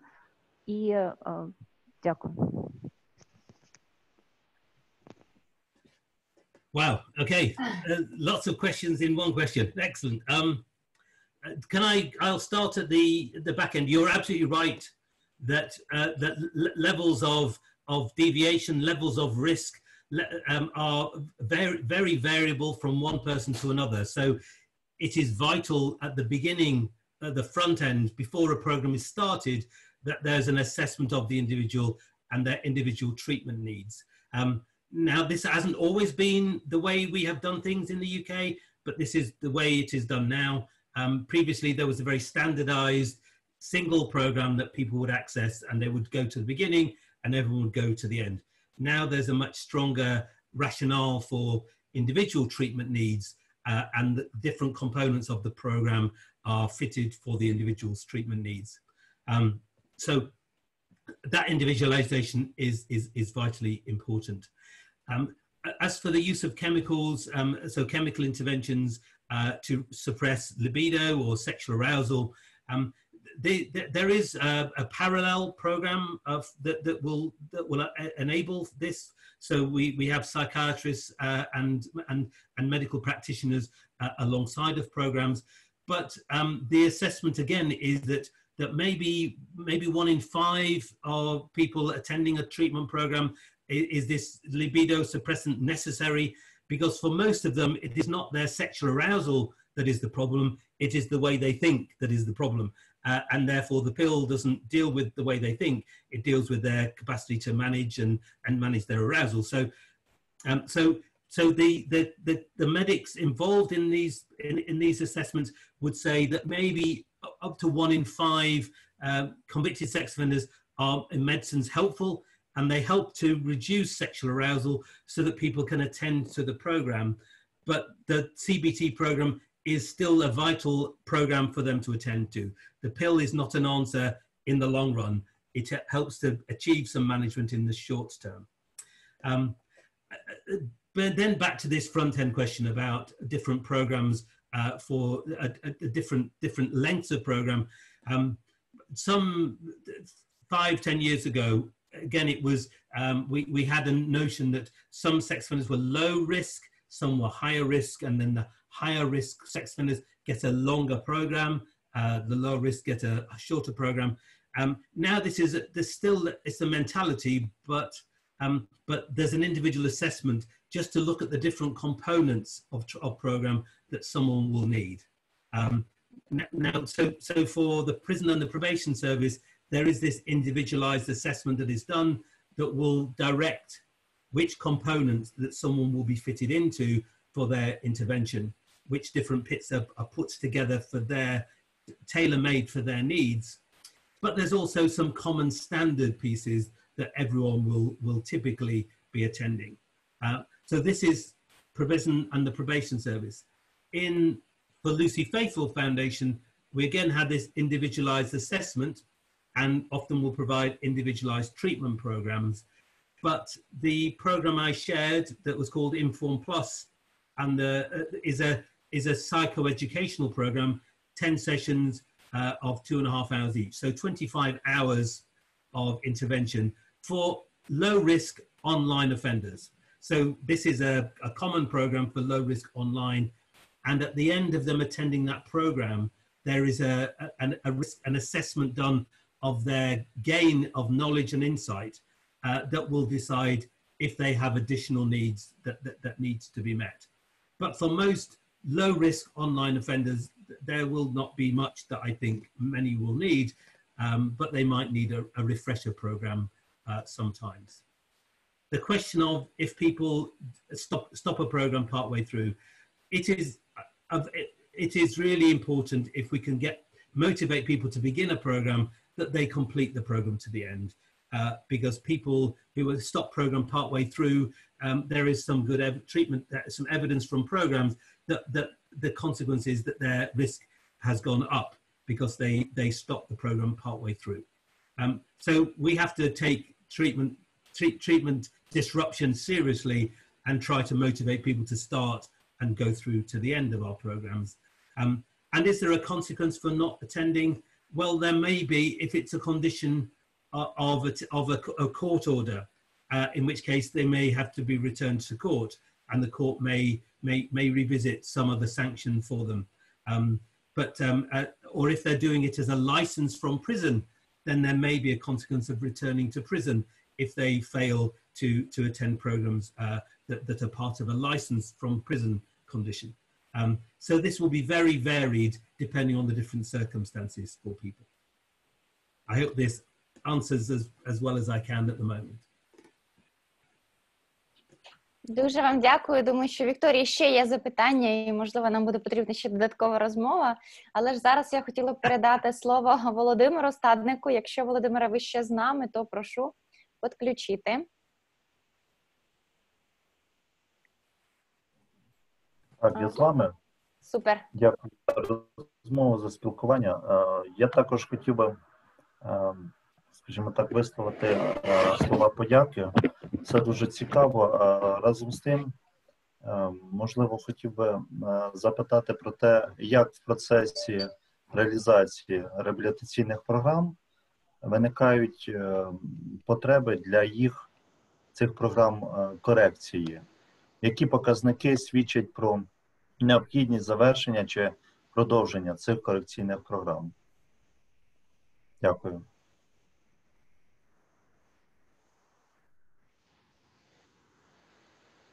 Okay. look, I will bring this back to the Lucy Faithfull Foundation and our programs. There are a number of different audiences who will give us feedback that we need to pay attention to. So the offenders, the sex offenders who attend the program, we will not only do the psychometric testing, but we'll also do some questionnaires to them to ask in what areas that they feel they learned most, what areas that were less important to them through the program, so that we can, as well as having the psychometric testing, where we can look at change, we also get some verbal feedback from the participants to tell us what they thought of the program, but also what they thought of the skills of the group leaders, for example. So this is important as well, not just the program content, but also how the group leaders delivered the program. This is vital, and the methodology that was used. But we also hear from the group leaders themselves how they felt the material worked, what any change that they feel were necessary from delivering the program, but also we will get feedback from, say, for example, family members of the offenders, and also if someone is subject to supervision by the probation service, then we will hear from the probation service about the change that has been achieved through the program and anything that's outstanding. So we will put all this information together, and there is always a journey of evaluating programs that brings this information together, and certainly every year we have a big program review meeting, so that all these insights are brought together to look at the program and its components. And I would also expect the staff delivering the program to be attending to the published literature. So what are other researchers in doing similar programs anywhere in the world? What are they learning? What are they paying attention to? So that we can take their insights into account as well. Now, of course, there may be a good reason why there is an alert from some staff that there is a big program component missing. So over the last 9 months, we have introduced a component to do with online sexual grooming, because this was not a strong component of the program, online program or our Inform Plus program. So we enhance our program because we become aware that this was a deficiency. So there is an adjustment and adjustments, but of course these adjustments make changes that means it is always a slightly different program that we're evaluating, and this is a risk because then we need to evaluate and show it is effective, and with a moving program, then this is an increased challenge. But I would rather deliver what is a contemporary working program than one that is still out of date in some way. So this is a journey that the director of operations in our organization pays attention to. Hope this is sufficient. Дуже вам дякую, Дональде. В нас залишилося з вами 4 хвилини, тому я пропоную останнє запитання від Вікторії Мельничук. Якщо можете, бачу, що від вас багато запитань, брати якесь одне. Ольга Щербатюк, бачу від вас запитання щодо програми «Коло», яка існує в Великій Британії. Можливо, Дональд зможе 1-2 речення про неї сказати, і тоді підключаємо Вікторію Мельничук, бо розумію, що маємо вже прощатися з вами. Тоді Вікторія Мельничук, чи є ще з нами? Ні? Ага, вона не може говорити. Окей, тоді я дуже коротко озвучу запитання, які є від Вікторії Мельничук. Як на державному рівні проводиться боротьба із порнохабами, де використовуються матеріали, що зображують сексуальне насильство над дітьми? Це перше запитання. Так, я думаю, що це основне запитання, бо на інше, мені здається, відповіли вже попереднім учасникам, тому якщо можете розповісти про порнохаби, як в Британії з ними борються. Чи якщо у вас є така інформація? we do.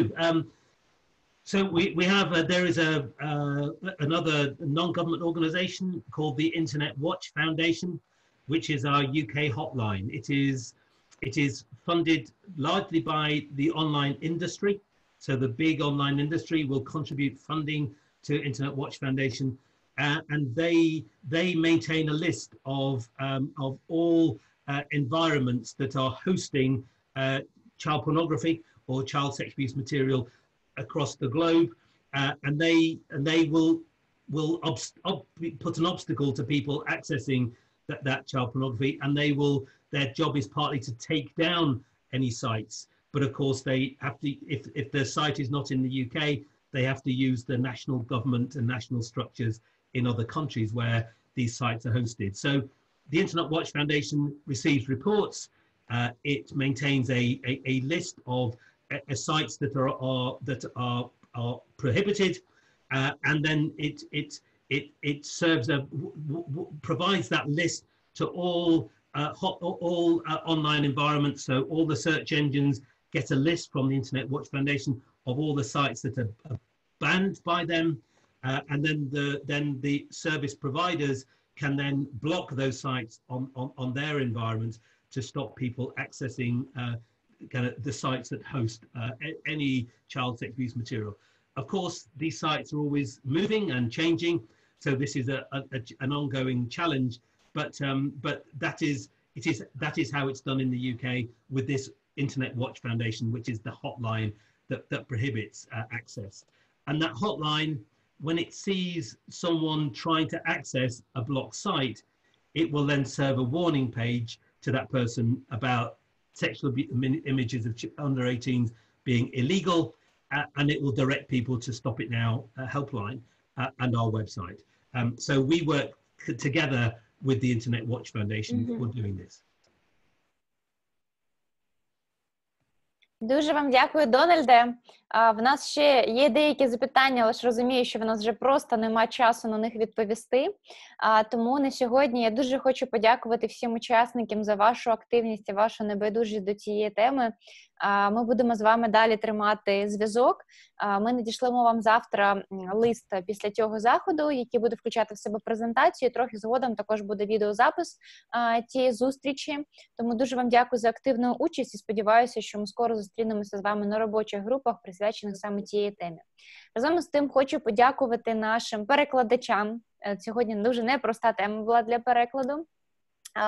Нашим організаторам. І саме основна подяка, я хочу подякувати, Дональде, вам.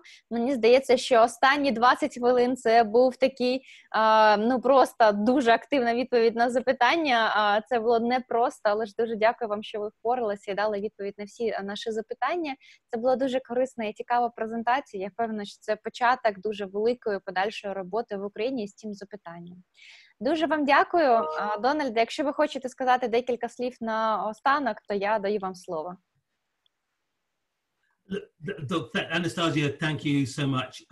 It's been such a pleasure to share this brief time with you. I am sorry the technology and maybe my words are not helpful, but the technology has not been most helpful for some, but I do hope that there is a positive journey you make in collaborating with keeping children safe, because prevention is a possibility. It is a real possibility, but we have to bring our insight, our wisdom, the science, and then our joint determination. I wish you well in your country for doing all these things well for children's sake. Thank you.